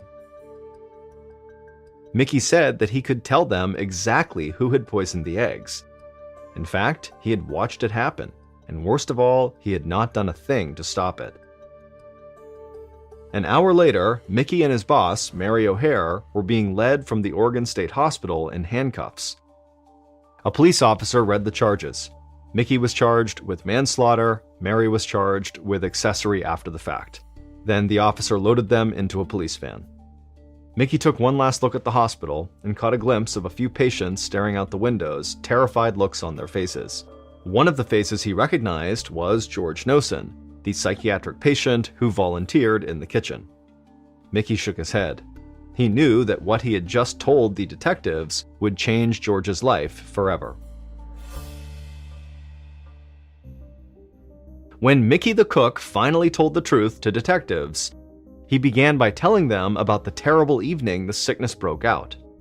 While the nursing staff was running around treating all these patients who were vomiting up blood, Mickey saw George Nosen cowering in the hallway, and suddenly Mickey had a terrible thought. He grabbed George and asked him to retrace his steps from that afternoon. Mickey and George mimed preparing the eggs, getting the frozen yolks, lighting the stove, getting some water to help warm them. Then Mickey followed George down the kitchen steps in search of the powdered milk that made the eggs creamy. At the bottom of the steps, there were 2 storeroom doors. Instinctively, Mickey leaned toward the storeroom on the left, which held dry goods, but George led him to the storeroom on the right, which held fruits and vegetables. Mickey felt an icy chill run through him. He watched George turn the key and open the right door. George pointed to a large, unmarked tin canister sitting on the ground inside. It was open and filled with white powder. A scoop was sticking out of the powder like it had just been used. Mickey's stomach dropped, but he tried to look unbothered. He thanked George and sent him to his room. Then he ran back upstairs and grabbed his boss, Mary, and showed her the canister George had just pointed out. Mary went white as a sheet. It was against the rules for Mickey to have given keys to a patient.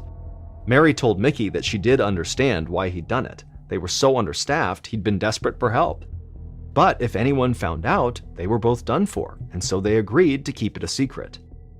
Mary had kept her promise and said nothing, but Mickey eventually broke and told the story to the detective in Dr. Lidbeck's office.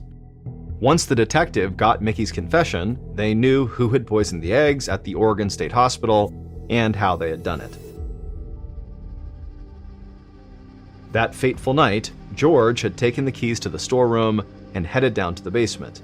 But he went into the wrong storeroom. He went into the right door, and he brought back a heaping scoop of white powder that he believed was powdered milk, but it wasn't. He then poured that white powder into a vat of scrambled eggs, and in doing so, George had accidentally poisoned his fellow patients with sodium fluoride, aka cockroach poison. To this day, nobody knows why the poison was kept in that storeroom with the fruits and vegetables. In adults, a lethal dosage of sodium fluoride is just 5 to 10 grams, which is a bit more than what you'd find in a sugar packet. Well, George had accidentally spiked the eggs with 5 pounds of poison. In the end, the charges against Mickey the cook and his boss Mary were dismissed. The hospital was held liable since the real culprit was gross understaffing. The only person who suffered any real consequences for the mistake was George, who was unable to leave Oregon State Hospital for another 41 years. George was never the same after that night. He couldn't forgive himself for what he'd done, even if it was just a tragic mistake. The patients who remembered the outbreak bullied him relentlessly for decades. And after a while, George started fighting back. He got into physical brawls on multiple occasions. And then, in 1983, he got into a big altercation with an older inmate, and during it, George was severely injured and died as a result. Today's story is called The Carancas Curse. It was a chilly morning on September 15, 2007. A sheep farmer named Gregorio Yaruri sat on his porch, sipping a mug of coffee and looking at the distant mountain peaks that surrounded his hometown of Carancas, a small village in southern Peru. It was silent except for the sheep bleating in the pasture. Then Gregorio heard a low sound, like a hum. At first, the noise was faint, and it sounded like it was coming from miles away. Then the hum grew louder, and the coffee in his mug started to vibrate. A moment later, pebbles on the ground surrounding his porch began to shake as the hum turned into a roar. Alarmed, Gregorio set down his mug and leaped down into the yard. He looked around, trying to figure out if the noise was human-made or maybe an earthquake. He covered his ears as the hum roared to a deafening scream. Then he spotted something small and orange streaking through the sky. An instant later, a sonic boom whipped across the valley, shattering a window in Gregorio's house. He was thrown onto his back and he rolled a few times before steadying himself in the dirt. Noises began to erupt all across the plain. Gregorio could hear dogs howling and shouts coming from some of the neighboring farms. Gregorio was bracing himself for something else to happen, but the sky above him was bright blue again.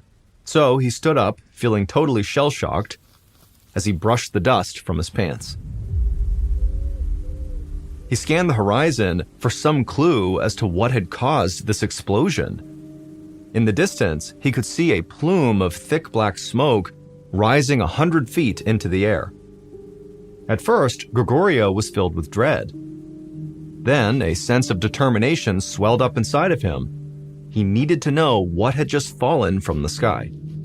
He ran for the bicycle he kept leaning up against the side of his house. He brushed the glass shards from his broken window off the seat, and then he hopped on and he set his feet on the pedals and took off towards the tower of smoke.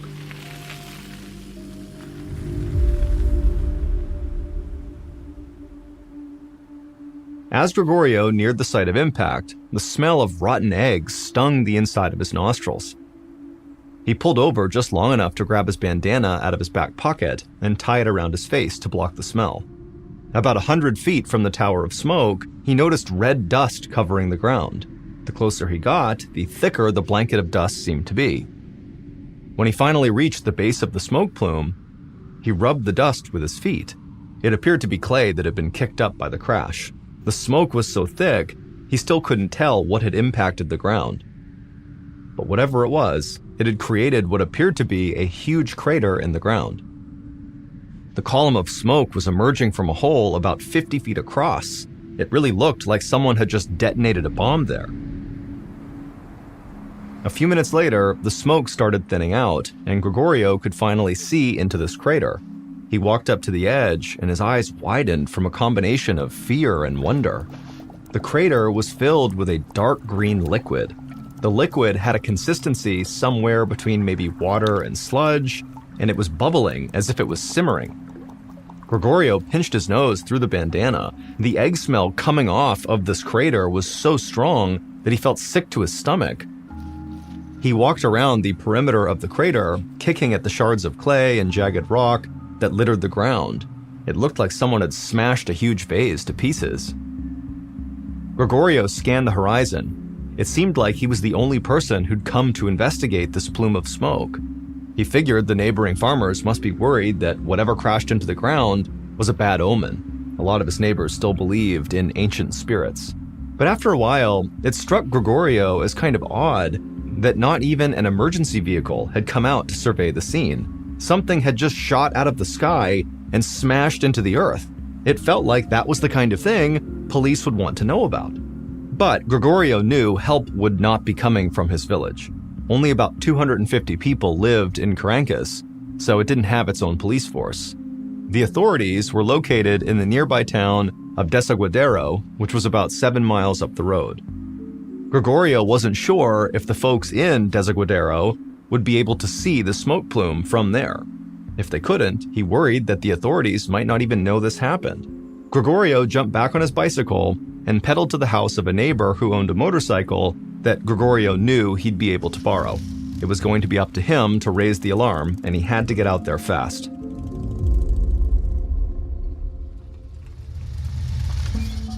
About 20 minutes later, Gregorio parked his borrowed motorcycle in front of the police station in Desaguadero and then walked inside. He was greeted by a tired-looking receptionist with the phone pressed to her ear. It seemed like she'd been talking to people for hours. 3 deputies were talking loudly about an airstrike. It took a minute for Gregorio to realize what was going on. The police did know about this explosion. One of them had seen the orange streak in the sky, but they thought that Caracas had actually been struck by a missile. Gregorio waved down one of the officers and explained he had seen a crater filled with this green ooze that smelled terrible. The officer disappeared into a back room for a moment, and then he returned with the chief of police. They asked if Gregorio could lead them to the crash site. Gregorio agreed. Soon, he was back on his neighbor's motorcycle, leading police cars along the 7-mile road back to the Caracas countryside. As the crash site came into view, Gregorio could see people moving around the rim of the crater. As he drew even closer, he realized that dozens of villagers from Caracas had come to see what had caused the smoke. He guessed that when the black plume of smoke had dissipated, the neighbors figured it was now safe to come take a look. Gregorio pulled over his motorcycle about 20 yards from the crater and dismounted. The police cars fanned out around him. As policemen approached the perimeter of the crater, Gregorio noticed his neighbors picking up rock fragments as souvenirs and pointing at the green liquid at the bottom of the massive hole. Gregorio overheard a nearby couple speculate that maybe this was the result of a missile strike from Peru's neighbor and rival, Chile. One teenage boy was talking excitedly, telling his friends they were probably just attacked by a UFO. An old woman, who Gregorio assumed was the boy's grandmother, told him to be quiet. This was clearly a sign of bad things to come, a curse sent by the spirits. She sounded terrified. Gregorio did not find any of these theories very convincing. However, he wasn't ready to offer any of his own. But the strange explosion had him just as curious as his neighbors. He picked up a shard of deep red rock near his feet and slipped it into his coat pocket, just as another car pulled onto the scene. Gregorio recognized the mayor of Caracas, Maximiliano Trujillo. Mayor Trujillo stepped out of the back seat, squinting in the sunlight. The mayor walked toward the crater, looking stunned. He stopped right next to Gregorio and asked what happened. Gregorio just shrugged, still in disbelief. Straight ahead of them, a pile of black rocks were smoking at the edge of the crater. The mayor's eyes widened when he saw them, and he began walking toward the crater to get a better look. By late afternoon, hundreds of people had gathered at the crash site. Gregorio stood near the front of the crowd, hoping that if he stuck around long enough, the police might announce what had caused this explosion. As the sun started to set, the smell of rotten eggs returned. It was faint, but pungent. Gregorio's eyes began to water. He pulled his bandana back up over his face, but that didn't work anymore. The smell was giving him a headache. A few minutes later, a short woman standing near Gregorio leaned over and began vomiting, and she wasn't the only one. People all around the crater were starting to get sick. Between the rotten smell coming off the green sludge and now the vomit, the air around the crater was now so thick that Gregorio thought he might faint. He fought his way through the crowd back to his motorcycle and sped off towards home, sucking in the fresh air as he went. When he walked through his front door, his phone was ringing. It was his son, who had moved about 6 hours away for a job after he had graduated school. As Gregorio told him about the afternoon's excitement, he took the rock out of his pocket and he laid it on the kitchen table. He began to describe its deep red color, but his son cut him off. He begged Gregorio not to touch it. If Caracas was attacked by a missile, then this red rock could very likely be radioactive. Gregorio remembered the people getting sick at the crater. He felt a surge of anxiety, and he covered the rock with a dish towel. If his son was right, half the town was now vulnerable, and Gregorio spent more time at the crater than anyone else. Panicked, he hung up on his son and ran outside to hose himself off. He didn't know how much it would help, but he had to do something. He spent the rest of the evening feeling totally anxious, until finally he managed to fall asleep.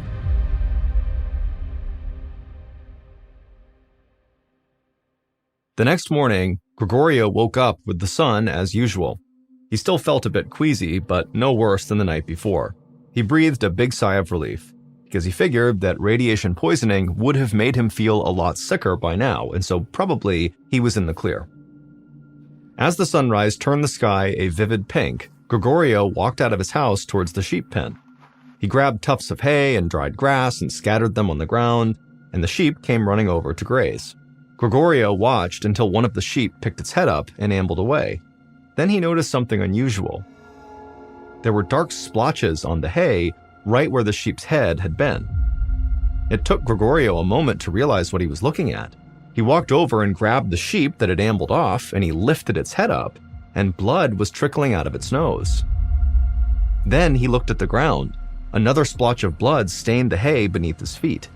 As he walked the length of the pen, he found drops of blood spattered all over the ground. Gregorio rushed inside and called his vet, expecting to leave a voicemail since it was still early, but to his surprise, the vet actually picked up. He sounded wide awake, like he'd already been up for hours. He said that he'd been getting calls all morning. Livestock across Caracas were getting sick. The vet promised to make Gregorio's farm his next stop. Gregorio thanked him and hung up. He had no idea what kind of sickness had emerged from that crater, but it seemed like it could be deadly. A few days after the crash, Mayor Trujillo walked between rooms at a health clinic. Every exam table had been turned into a makeshift hospital bed.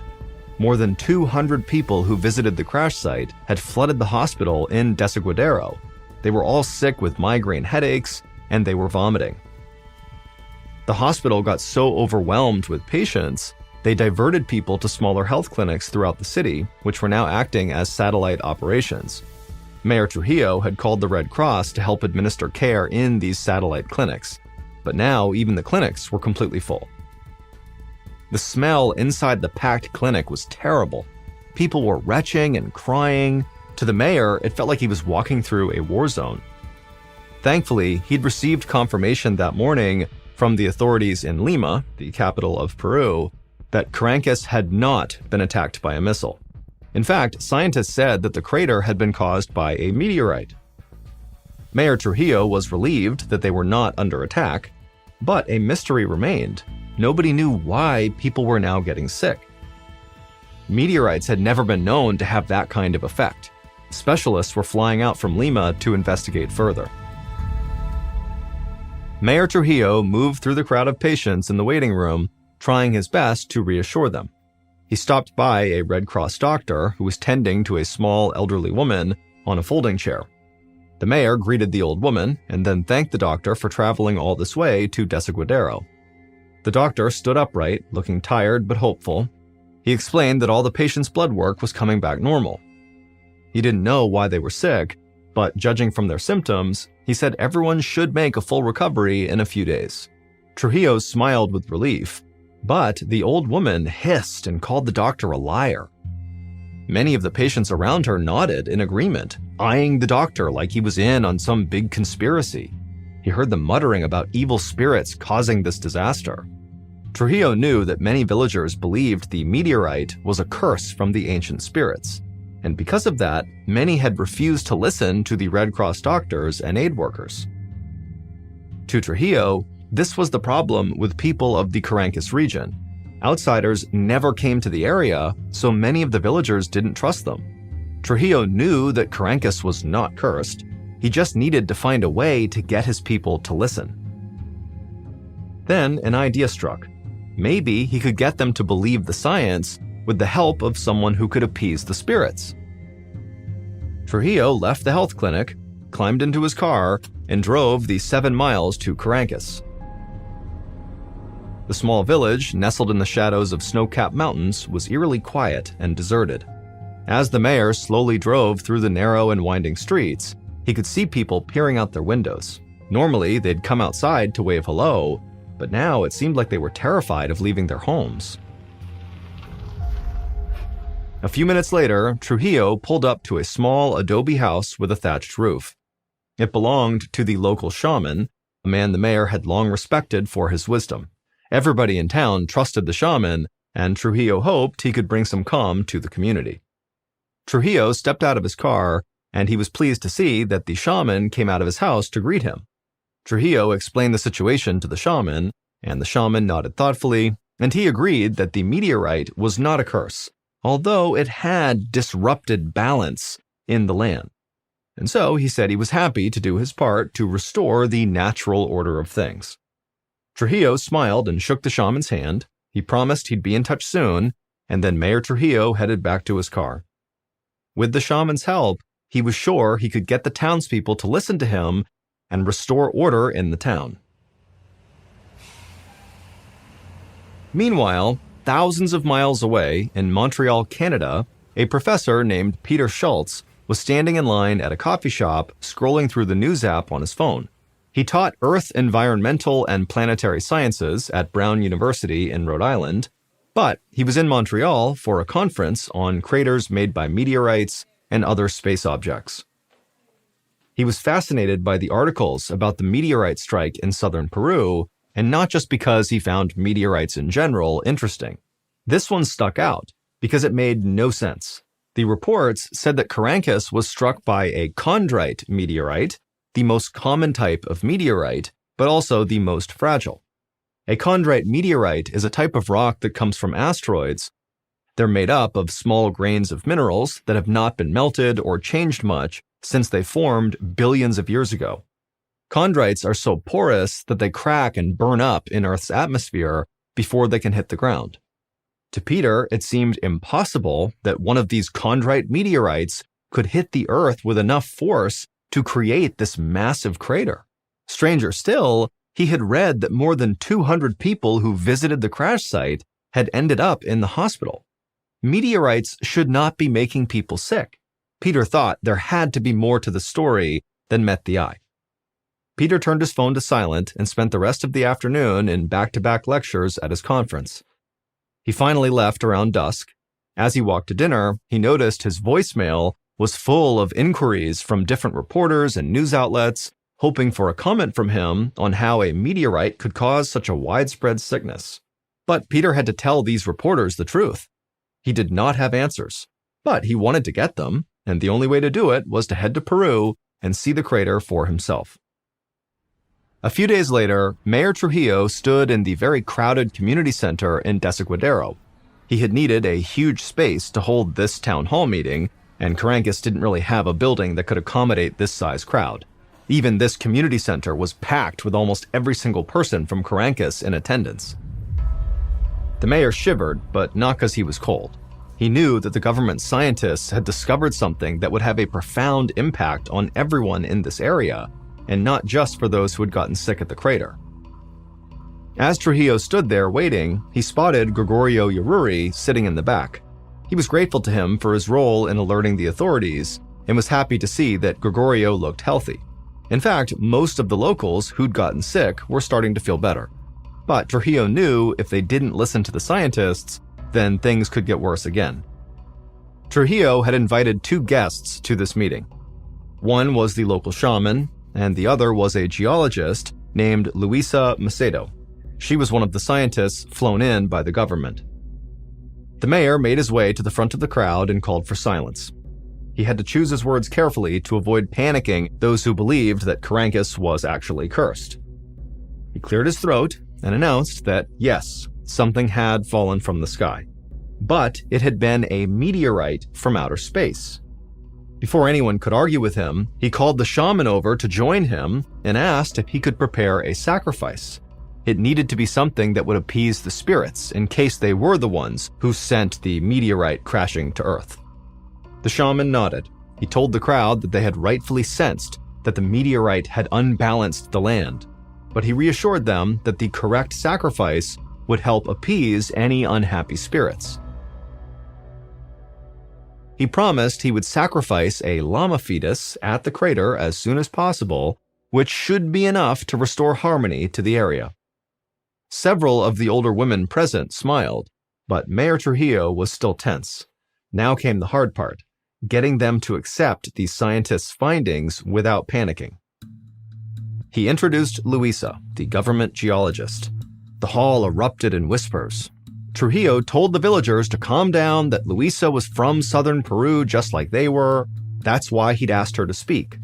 Everyone seemed to accept this, since a regional scientist seemed a little more trustworthy. The crowd settled down a bit, and then Luisa smiled and she held up a large cardboard chart she'd made showing data on the local water table. Trujillo held his breath, worried she was making things more complicated. Instead, the crowd pushed in to get a better look at what she had. Luisa explained that she and her team weren't totally sure what was making so many people and livestock sick, but they had a strong theory. The day that she and her team had arrived in town, they'd gone to the crash site and collected samples from different parts of the area. They also tested the groundwater at the bottom of the crater. Mayor Trujillo saw Luisa hesitate for a moment and then continue. She said that her team found that the water contained dangerous levels of arsenic, a deadly poison. The crowd erupted in murmurs of alarm. As Trujillo looked around the room, he wasn't surprised by everyone's reaction. When he first heard Luisa's theory, he'd been stunned too, but he needed the crowd to listen. Their lives depended on what Luisa had to say. Trujillo raised his hands and called for order, and after a few seconds, the townspeople did quiet down, and he told them to continue to listen to Luisa. Luisa nodded, and then explained that when the meteorite hit Caracas, the shockwave caused the groundwater to heat up and vaporize. This caused the air to fill with a fine mist of arsenic vapor. Everyone who had gone to see the crater got sick because they had inhaled that vapor. After hearing what she had to say, the crowd became agitated again and started shouting questions. Mayor Trujillo saw Gregorio in the back, trying to be heard, and so Trujillo demanded everyone be quiet, and he pointed at Gregorio and asked him to speak. Gregorio, the sheep farmer, stood up and politely asked Luisa if that meant their drinking water was contaminated too. Luisa stayed silent for a moment. Trujillo could tell she was carefully thinking about what to say next. Finally, she nodded and said that although they did need to do more testing, it was very likely. In fact, most likely, their water supply had been contaminated for years, making the people less healthy and more vulnerable to deadly diseases like cancer, heart disease, and diabetes. And so until they knew for sure, Luisa advised the crowd to just drink bottled water. Gregorio was alarmed by what he heard, but he thanked her and sat down.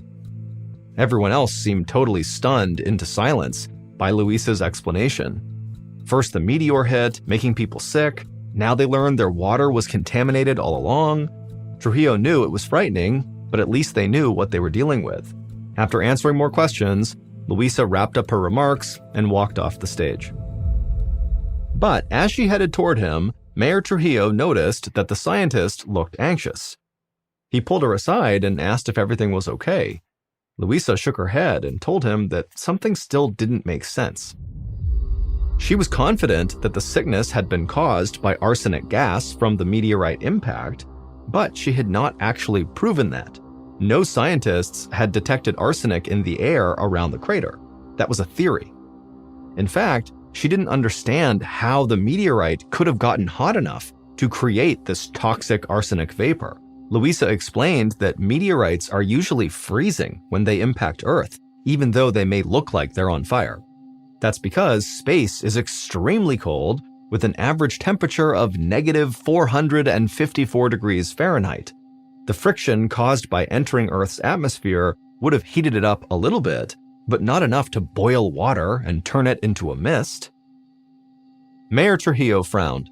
He now realized that even Luisa wasn't sure that her arsenic theory was right. And if she was wrong, then something else had made his people sick. Trujillo was troubled. But he had a more immediate challenge, making sure the local drinking water was safe. It was up to the scientists to figure out whether arsenic vapor or something else had caused the mass sickness. Until they figured it out, Trujillo knew he would not sleep well.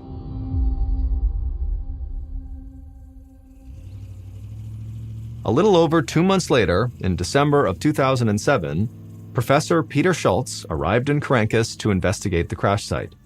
On a dry and sunny day, he drove through the winding roads of the rugged countryside until he reached the crater. Even though the rainy season had nearly filled it with water, he was struck by how massive it was.